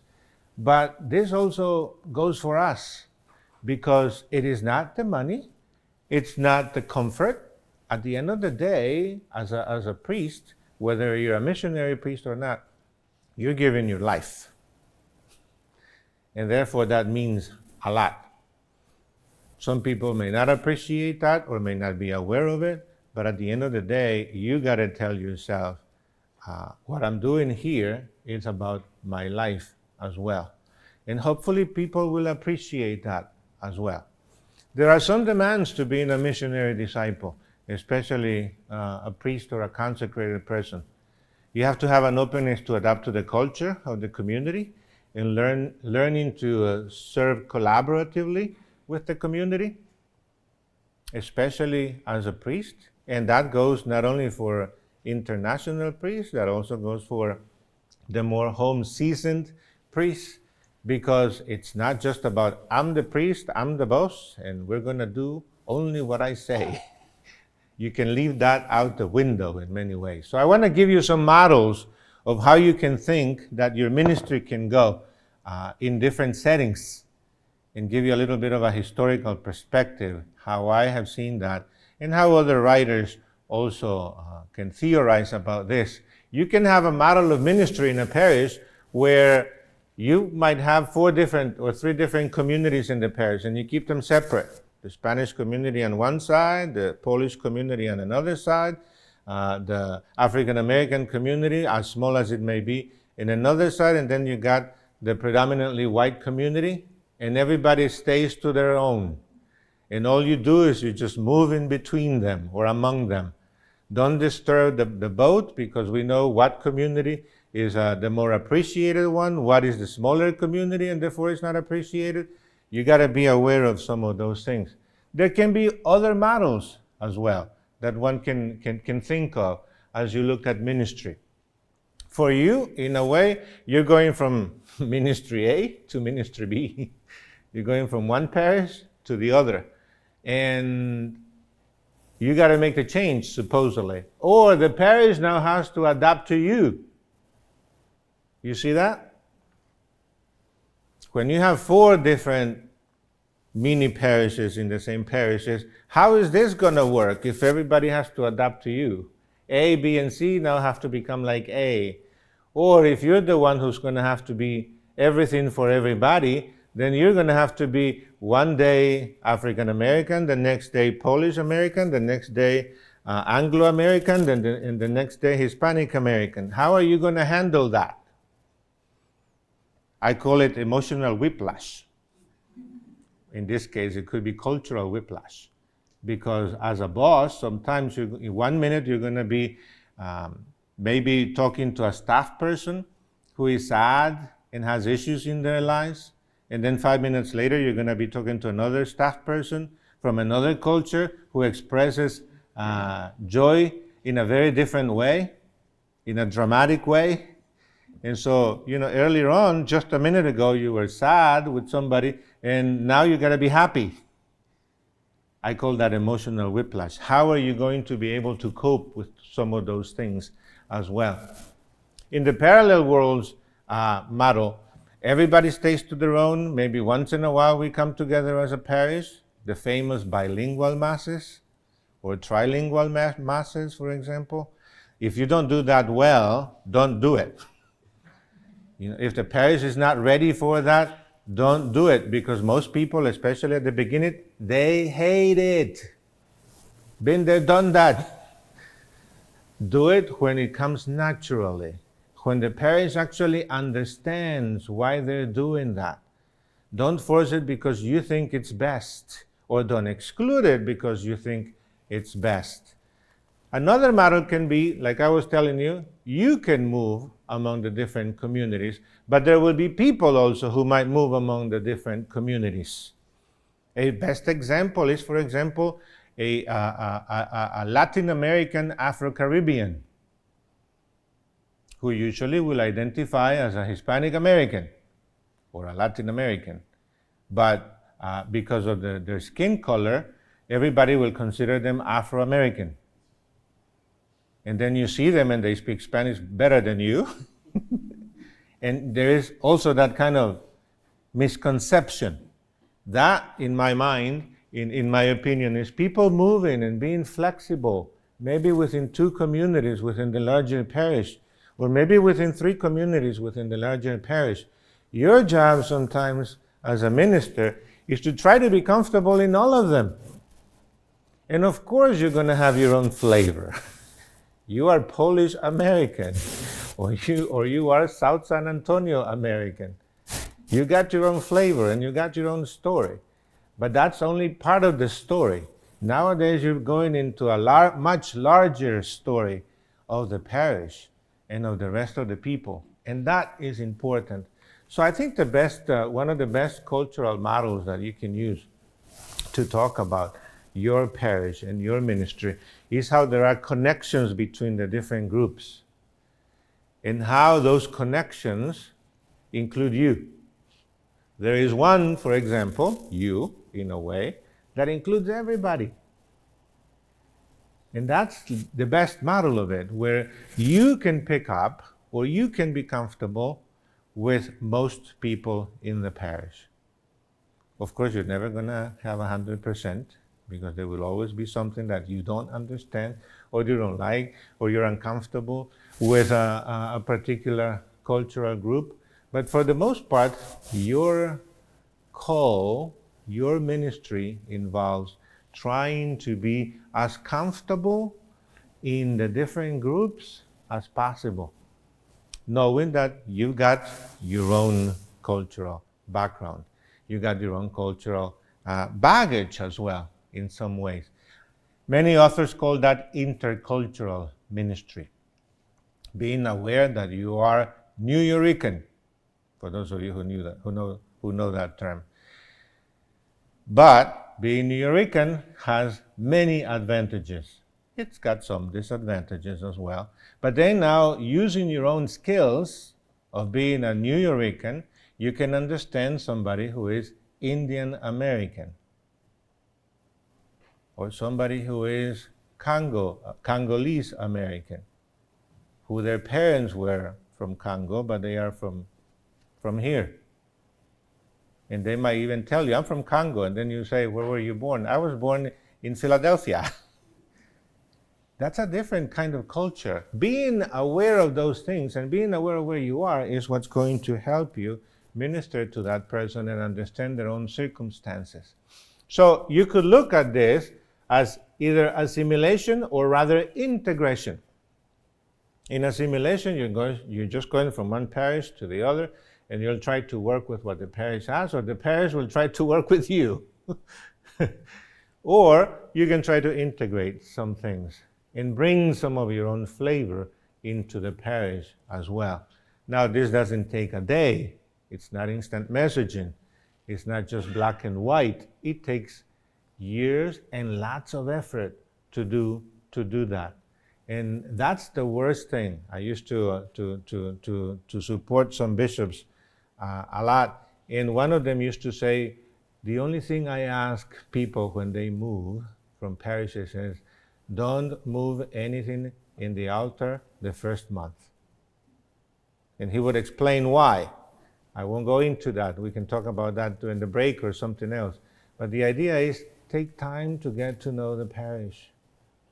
Take time to make your decisions, even if you already know where you think the parish should go. Don't do it so quickly that you give people, your parishioners, emotional whiplash as well, and ministry style whiplash. You might go from a very collaborative style of ministry to a very authoritarian style of ministry, and that can be disastrous at times. So how you do it is really what matters. Assimilation, I think, the best way is like when you're making a milkshake. You got all kinds of ingredients, and then you all become one, a milkshake. There is only the flavor that is different. But in a way, everybody's got to go in the same direction. But you can also call it, so before that, what you can call it, in assimilation, you let go of everything or ask people to let go of everything. Now we're going to do it this way. The reaction, however, is that very different people are going to be doing it well, and some people are not going to be doing it well. In liturgy, you will see that as well. In popular devotion, you're going to see that as well. And then the worst thing that can happen is when people begin to say, he's not good. Or they begin to say, he doesn't like us. He thinks we've been doing it all wrong. Okay, we've been here for 150 years, but he says we've been doing it all wrong, all along. Or we've been doing it wrong since Vatican II. Or we've been doing it right since Vatican II. The reaction that the people will have is self-depreciation. We are less than good, or we are less than ideal. But the reaction will also be that if we can't be ourselves, we're going to isolate ourselves. Meaning, I'm going to go to another parish. And nowadays, that's easy to do. As much as we want to say that the jurisdiction is what matters, I think most of you have been there, you know. Do I baptize this person? Do I marry this person? Do I marry these people? They belong to the other parish. And then you start, sometimes even among pastors, a battle as to who decides on this. And eventually, of course, we have to go to the chancery and ask the chancery to decide, because we can't agree. And why can't we agree? Because we have very different styles of ministry. That, I think, it's important for us to be aware of. So the best thing to do is integration. That is, integrate different perspectives and try to come up with something that it's not a compromise, but the best of all worlds. How can we work together? It's a win-win situation, they call it sometimes in management, instead of win-lose, where I'm the boss, I win, and you lose. And 2 months later, I'm losing because you don't want to help me with something, or because you are making trouble in the parish. The best thing to do is to try to get to some kind of good compromise, good integration. It's like a salad bowl. Instead of the milkshake, we could make this a milkshake. Will it taste good? Unless you like VA. But otherwise, in general, having the salad bowl is better. And in fact, even with the idea of the salad bowl, which could be done in the diagrams that I have shown you, if you don't mix them well, like moving in between the different squares, if you don't mix them well, you're not going to have a good salad bowl. So you got to have the right ingredients and mix it in the right way. The whole idea is be aware, because we're not perfect and you're not going to be the perfect pastor. Some people are going to love you and some people are always going to have reservations about you. Be aware of those things so that you know when you can put the right ingredients in. Because in a way, integration is about participating totally in the life of the church or the parish, the community where you live, learning the new language, sometimes new customs, new ways of doing even adoration. Talk about cultural differences with young people. They love the music, they love the drama, you know, the lights, all of that. I did an Acts retreat for some young people in Victoria many years ago. And I was the old guy. I did it in the old way. Silence, lots of incense, no lights, just the Blessed Sacrament. It's a very different way of doing devotions. The rosary could be that way as well. I used to help out with mass, a lay ecclesial movement in Washington, D.C., and they ran through the rosary. And I used to tell the leader, my gosh, that wasn't 55 miles an hour. That was like 100 miles an hour. Whereas other people like a nice rosary, you know, not quiet but slow, meditating on it. In another parish, in my own home parish actually, back in Connecticut, the rosary was said by the older ladies right after Mass, and it was said in 3 languages, even if they didn't understand all 3 of them. But it was their way of integrating all of them. Spanish, Italian, and English. And of course, one lady would take care of Spanish, the other lady would take care of Italian, the other lady would take care of English, and that's how they would do it. And they understood and prayed together. They understood each other. I think that's the point. The point too is that you continue to maintain your own cultural identity, your own language, your own tradition, your own devotion, and your own values. But now you share them with others, and others share them with you. It's not just this is the way it is. So if you got a parish that's close to a campus and a lot of young adults come, you can ask them how they like to do adoration. Nowadays at A&M, for example, they have different kinds, because most of the time people like the young people are beginning to like the silence rather than being on the phone and having all the music, things like that. The point also is that you are going to create something new that has elements of all the cultures that are represented in the parish. An example of this, for example, was the Christmas Mass last year. We can see different integrative aspects in the procession. If you remember that at that time the deacons also were considered part of the clergy, and some of us were wondering why that was. The music sometimes is like that as well. Music in San Antonio for archdiocesan events, it's always bilingual, at least, if not more. I was in a parish where Easter, the Easter Vigil, and Christmas was at least in 4 different languages. But it was a parish that valued all the different communities there. And so nobody felt that it was bad and long, because they're always long, right? That's the first complaint. They were just specific events, because that's the way the pastor and the pastoral team had presented it to the people. There were specific times when we brought everyone together. At one point during the Easter Vigil one year, we had 3 different baptismal fonts, because we had French, we had Spanish, and we had English. And so people were being baptized in their own language.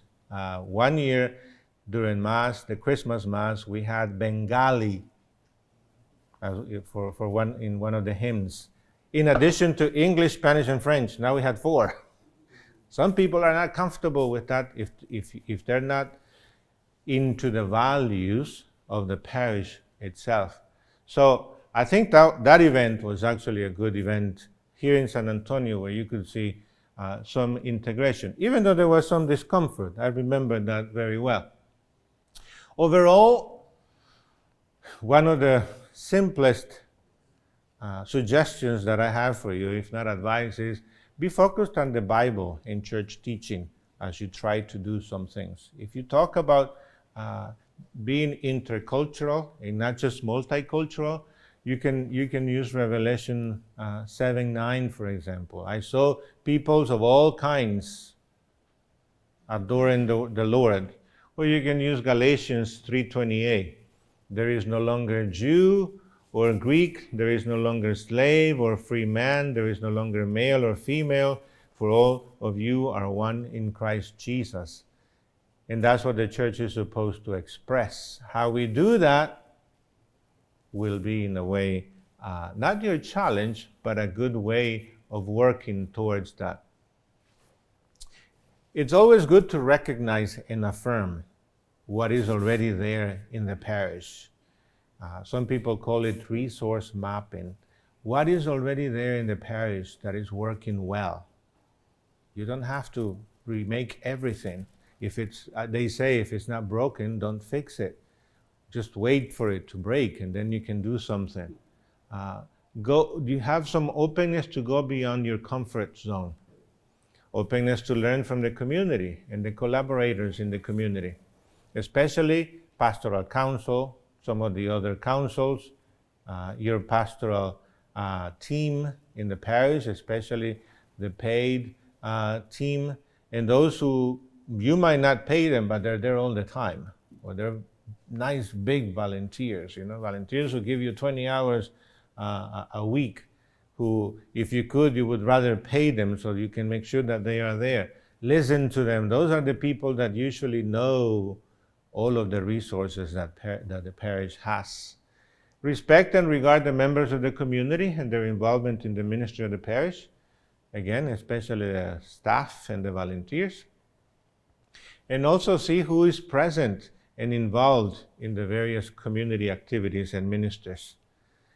Everybody knows that a priest is always looking for some help, right? So the best way to find that help, is to go to the events, be present. Pastoral presence is probably the most important thing for you. That's been one of my challenges, for example, because I think my skills is what is most needed, especially my administrative skills. And sometimes it's more just about pastoral presence. Going to the hospital, even though you might not like that. Going to the jail, even though you might not like that. Going out to the Bible study, even though the things that they are saying just, they're crazy. They're boring. There's better commentary nowadays. It's okay. You're there because you want to show that you respect and love the people. So awareness of your own culture, experience of the church, and the role of you as the minister in previous pastoral experiences are what's going to give you some wisdom in how to do some of these things. You have to, again, in that resource mapping, or simply finding out who's who and who does what in the parish, recognize and affirm the cultural differences. I think in a way what we've done sometimes is we don't recognize them, we deny them. We say, we're all Catholic, we shouldn't be doing this. Well, maybe not. I recognize the linguistic differences. The old thing of they all should learn English. Yeah, that's true. But did your parents, when they came, did they speak English? You took some time. Recognize the racial differences. Because it's not the same thing to be a priest from Africa as to being a priest from India, or being a priest who was born here and is Anglo, or being a priest here who is Hispanic American. And it's not the same thing being a New Yorican or a Puerto Rican. The Puerto Rican will definitely have an accent. We were just joking earlier on that one of the guys who's going to be ordained a deacon, he's originally from Father Scott's parish. I was there and I knew him, and when he speaks English, he's got no accent. You don't know where he's from. When he speaks Spanish, he's Puerto Rican. He was born in New York, so he calls himself New Yorican, which is natural, but you can see that he's not American. So all of those things are important for us to know. Recognize also the gender issues. Women do have a say in the American culture, and they do have a say in the church as well. And with Pope Francis, we know that they do have a say. You're not going to listen to every woman there is, certainly. But you got to do the resource mapping. Who are the women who actually are the matronesses in the parish? Who are the women who actually know things about the previous pastor or two pastors ago and about everybody else? Not that they liked the chisme, but that they were there because they were faithful volunteers all along and have some wisdom that they can give you about the parish. Recognize the theological issues as well. Priests are not princes, nor are they there. We are the delegates of the bishop. So we got to go with what the diocese says many times, and it's not just my turf. We can talk about that theologically, but here the issue is, recognize the theological issues that you come with and that the parish may have. The parish may have a very different orientation regarding ministry. They may have a big pro-life ministry, and in another community they may have a big charity ministry, but not justice ministry. Or if they think about justice, it's definitely not pro-life, it's more immigration or anything else. As long as you know what you're dealing with, as long as you do your resource mapping, you can put those things in the preferred or in the context that either the diocese likes to present them, which is usually going to be what the church would like to do. For those things, then move on to what is the doctrine? What is Catholic social teaching? What does it say about these things? What does the church say about liturgy or anything else? So recognize that the above are a gift from God, really. They're not a problem. There's things that we can work through. Whoops. And I think Amy was also telling you this, promote the formation of culturally specific ministries and styles. promote also the parish groups and the different spiritualities, especially when a parish has been taken care of for so many years by a religious congregation. They will have their own style. You can see it sometimes even in the church windows and paintings and all of those things. And then there comes another religious order to take care of it. Or there comes a new religious order. We're seeing that a lot in the Archdiocese, for example. The Francelians, the Heralds of Christ, several other congregations, the famous M&Ms, we call them, right? They all are, in a way, new congregations that haven't been here too long, but they come with a different spirituality.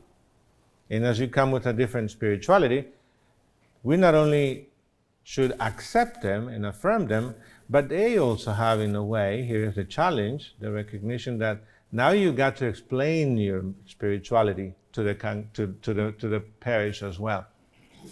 So you got to be aware of all of those things. They help in the conversion and community building. One thing also is remember to avoid a one-size-fits-all program or activity, because what is great in the English-speaking community may not be great in the Spanish-speaking community. Life team does not go well in the Spanish community. Even Pastoral Juvenil, we could have a whole day arguing about what Pastoral Juvenil is and what ages should we accept people to work in Pastoral Juvenil, all of those things. So be aware of it. Nor can we say, well, in my country we did it this way. In my old parish we did it this way. Probably, that's sure. I can agree to that. But in this parish it's a little bit different.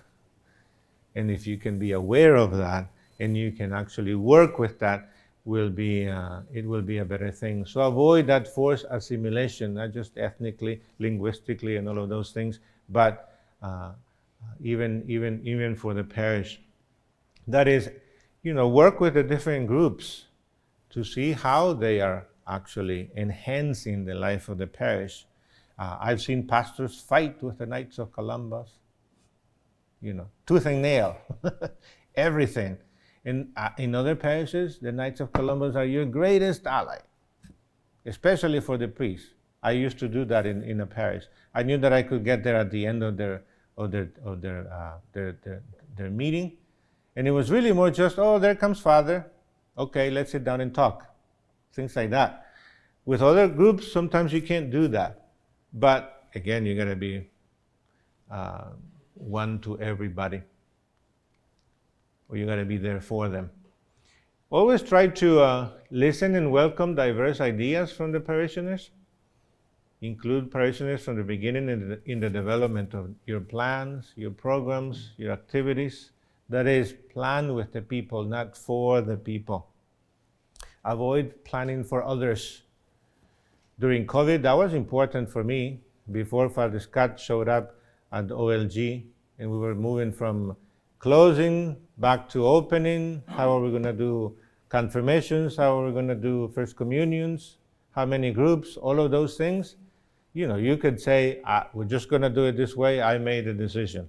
Or you can ask your pastoral team, some of the volunteers, or anyone else. Have an openness to learn about the community and various ministries from the Pastoral Council, the Finance Council, and other collaborators. That's always important. For quinceañeras, for example, that's important. Because sometimes some people may say, oh, that's not a sacrament, so we don't need to celebrate it. Or some others will say, well, I need them to go through a whole year of preparation before she can do quinceañera.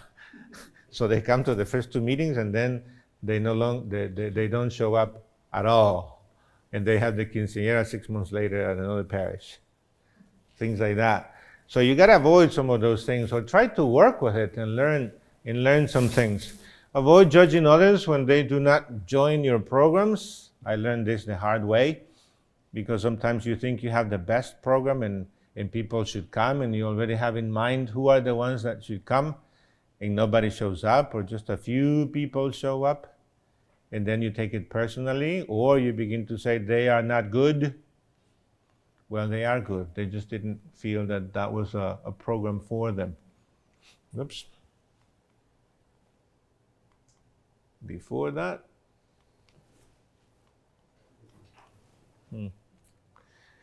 So we got that one. Recognize the following of each ethnic group in your parish. And we could also say linguistic group or other kind of difference there, cultural aspect. Unique experiences, aspirations that the community may have. Some needs, the needs are always very different among the communities. Some people need affirmation, some people need challenge, some people need just to implement things. They love doing the practical things. The point here is to remember that diversity is a blessing, and it's actually something that one can work with, including your own, and that is going to favor the parish. It's not going to make the parish even worse. Promote the formation of culturally specific groups. Specific groups don't create division or separation. We are the ones who do that, especially with our own attitude. Therefore, create welcoming spaces for all Catholics in your parish. Nowadays, there are parishes that even welcome others, not to the Eucharist, but in other kinds of ministries as well. So the whole point is that you can empower people from different cultures, backgrounds, and ethnicities into leadership positions with you. Why would you want that? So that you don't have to do it all. So that you can have helpers doing some things with you. They won't help you say the Mass, but they might help you do everything else. Understand, therefore, how people from different cultures view leadership, organize themselves. The way that some people organize themselves is much more chaotic, but they end up with the right product for you, things like that. The way people communicate, command and control, or let's discern this, things like that. The way they do community is different as well. Although we don't like noise, too much noise in the parish, especially right at the end of communion and right at the end of the Eucharist. Some people, that's the only time when they can do community. So be aware of those things. The way that people make decisions is also different. And sometimes you have to take some time to learn that and to see how it is that people do that. In management, sometimes that happens as well. You don't know how your team is taking what you said. I can give you stories about that, and I avoid that myself at MAC as well, because you may be just brainstorming, thinking, and staff says, he decided to. He decided to do this. He decided to do that. And you were just wondering with them. And then they say, Father said. And they go to either somebody else in the parish or somebody else in the ministry team. I think it's always important to identify and mentor leaders in each ministerial group. And it's always good to also to avoid the mentality of scarcity. There is not enough for everyone. Well, usually that happens because you haven't been delegating as much. And you might not have enough ministries. But it may be because they just don't see how they can work with you or how you delegate them to do something. Here are some very practical things as well, especially in this American and Hispanic American culture. If you're a parochial vicar, be open to discuss with the pastor about your roles and areas of responsibilities and expectations. What do you want me to do? Not just in the sense of I don't have initiative, I'm not empowered to do anything, I don't take ownership for anything. Not with that attitude, but more with the attitude of what is going to be your role and what is my role? What ministries do you want me to take care of? Or what ministries are you comfortable taking care of and that I can take? The pastor also should take the initiative to do some of that as well. So if you're a pastor who is receiving an international priest or moving into a parish that has a parochial vicar who is an international priest, be open to having a conversation about their involvement in the parish. You may have already had somebody in your old parish, but in this parish, this guy is much more charismatic. He takes more initiative. and in your old parish the guy wasn't charismatic and he didn't take initiative, you had to tell him everything. And now this guy that you're coming in, where he's famous, people love him. In fact, they might love him more than you. That happens.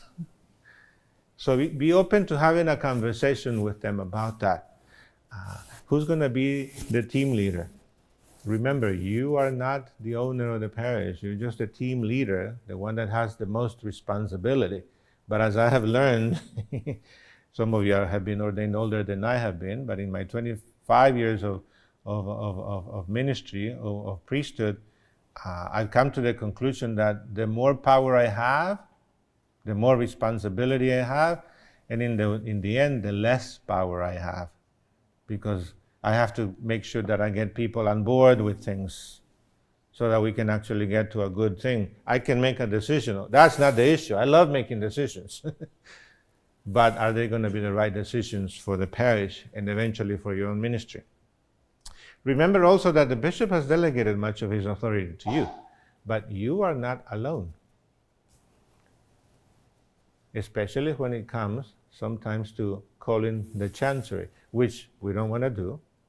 I recognize that, right? We don't want to do that most of the time, but sometimes it's important to call the chancery instead, or the pastoral ministry center, and ask, how do you guys do this? Not what do you want me to do? That's your decision for the most part, but how do you guys do that? How do you guys handle this? How can I handle something with the vicar or somebody else in the parish or in the pastoral team? Discuss also how the vicar has been involved in the past and what you expect from him. But remember, it's not just the expectation of 100%, this is all I needed to do. When you do collaborative ministry, you got to leave a little bit of percentage there for initiative, empowerment, autonomy, things like that.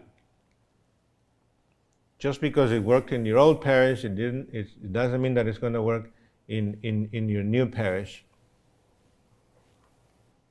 So some questions, I don't know if we have time, but you can think about these questions. For example, what can be done to encourage ecclesial integration, not only in the parish, but also with you as a new leader in the parish or as a new parochial vicar in the parish? What concerns do you have as you move parishes or start what I call it a new chapter in your life? Especially if we didn't like to move into that ministry, and we know that it's a challenging ministry.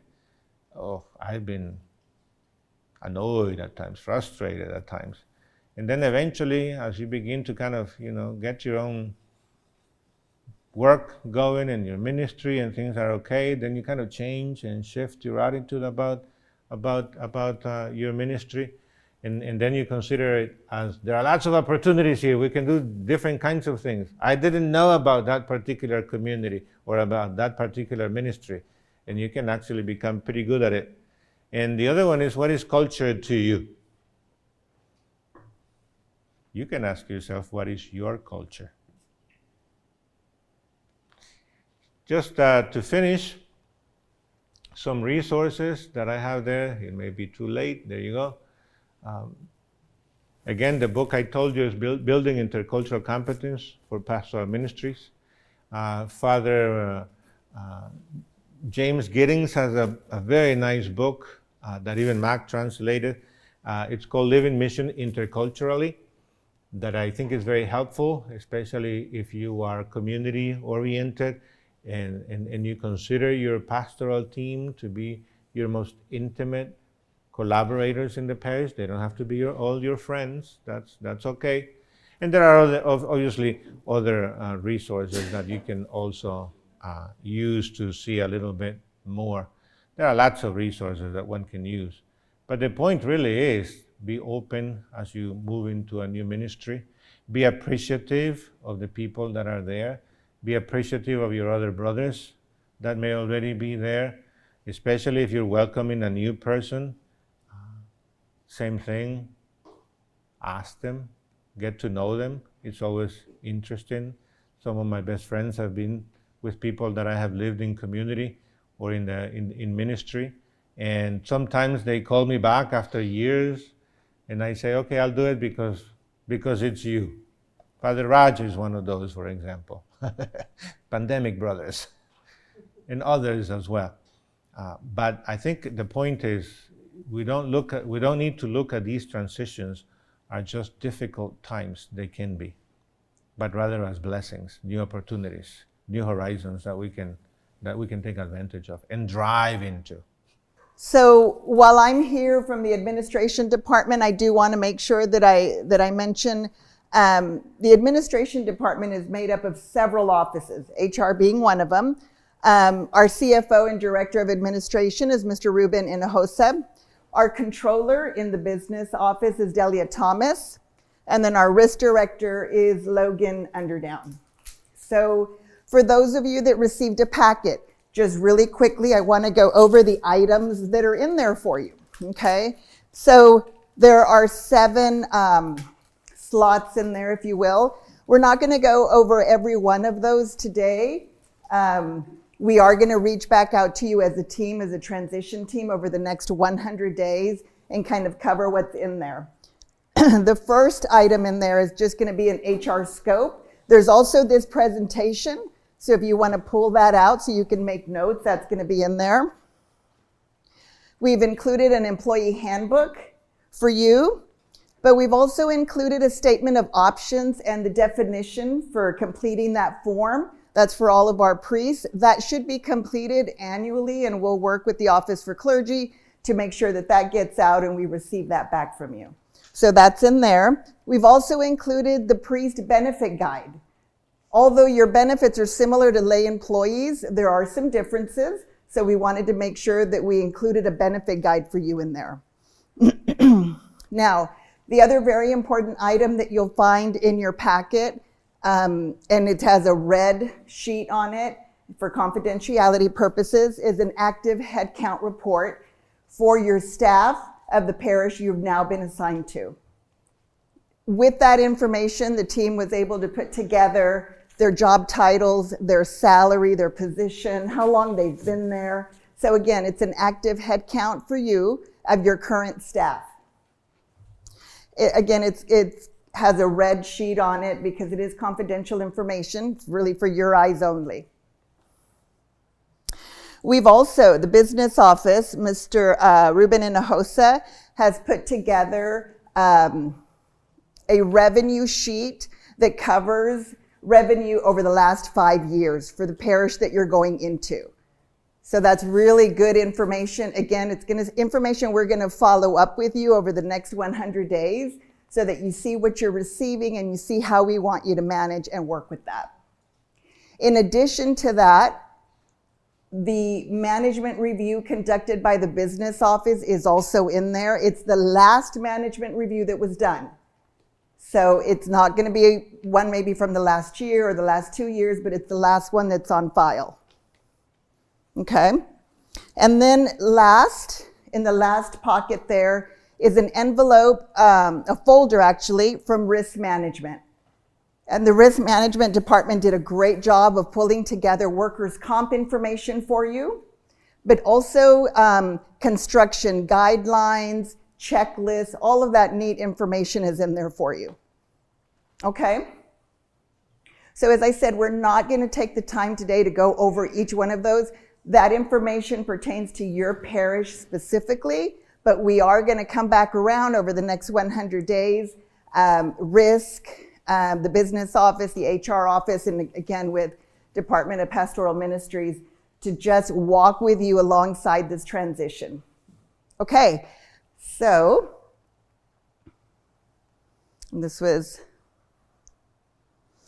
from an HR perspective, I want to talk about personnel and staff. Daniel and the team from Pastoral Ministries did a great job of talking about how this transition really affects everyone as a whole. Yourselves, of course, right? You're leaving a parish, a community that you've become close to, and now you're going into a new parish with new staff, sometimes staff that's been there a very long time, staff that know the in and out of a parish, and they have all the inside, sometimes good, sometimes bad, right? And some will be more than happy to share it with you, and sometimes even more than you want to know or care to know. So it's a difficult thing to navigate when you're going into a parish with employees that have been there a long time.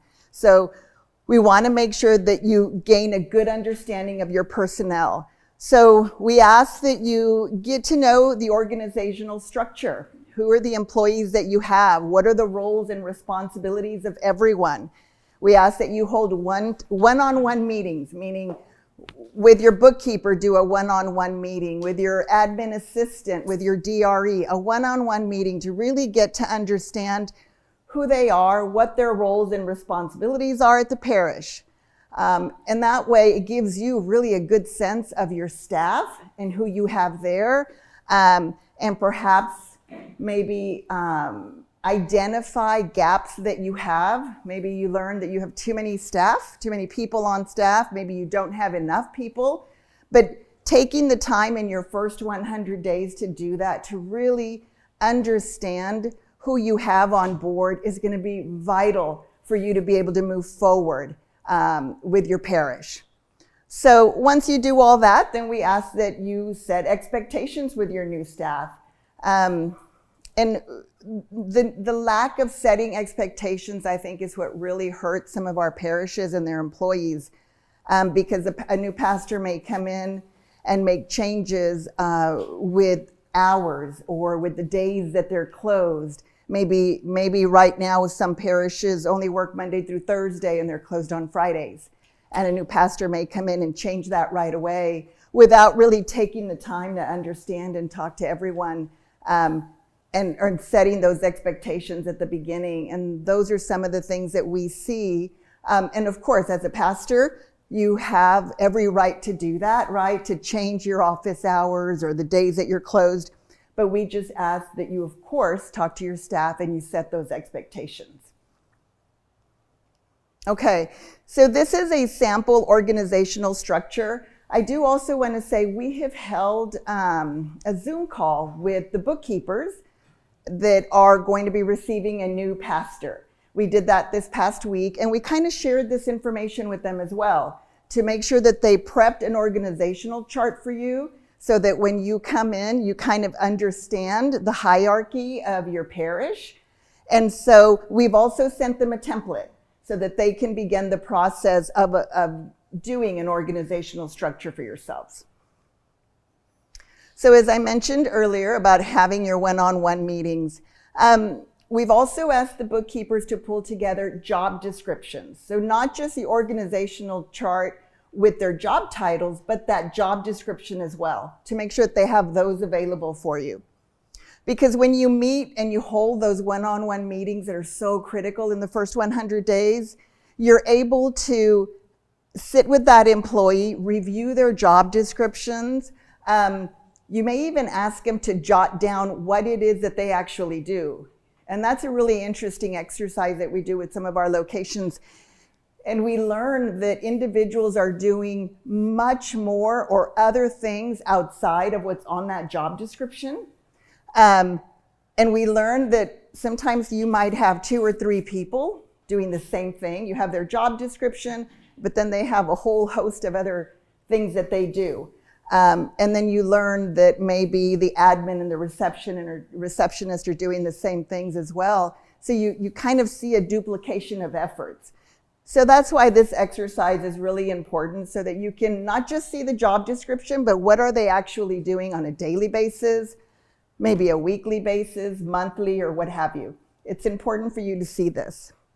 One of the things that we've learned with our parishes and our staff is that employees may leave for whatever reason, and they don't replace someone in that role. They just divide up those responsibilities among whoever is there. And that's why individuals inherit other responsibilities outside of what's on their job description. Okay, so once you've done all that, we ask that you work with the HR office as you maybe think about reorganizing your office. Reorganizing your office doesn't necessarily mean that you're going to add staff. It doesn't mean you're going to eliminate positions or lay off employees. It doesn't mean any of that. It may just mean that you want to refocus areas that individuals are currently doing. Maybe the receptionist or the admin. Maybe you want to redo their job descriptions. It doesn't mean that you're going to be letting go of anyone. So kind of keep that in mind when we talk about reorganization. So it's really just determining your staffing needs. You know, are there too many people on staff? Maybe you don't have enough people. Perhaps individuals may go from part-time to full-time, or in the reverse, full-time to part-time. So these are just some of the things that you're looking at. Also make note of the volunteers that you have. A lot of our parishes have many volunteers. They're great volunteers that are helping with different things. In the business office, we have volunteers that are entering data information for collections. And we ask that you allow them to continue to volunteer. You don't have to make them employees. But in kind of going through this exercise, you may determine that there's responsibilities that you're going to combine, or you may eliminate some duties from someone. Maybe you see that you have 3 people doing something that no one needs to be doing. And so you can kind of, you may have an employee that tells you, I don't have enough time in the day to do my job. And then when they finally write down everything they're doing, you're wondering, well, why are you doing this? Or why are you doing that? And you can eliminate some of those things. Or maybe it's not their responsibility to do that. It belongs to someone else. So you realign that job description or that job position. Okay. And then you set expectations.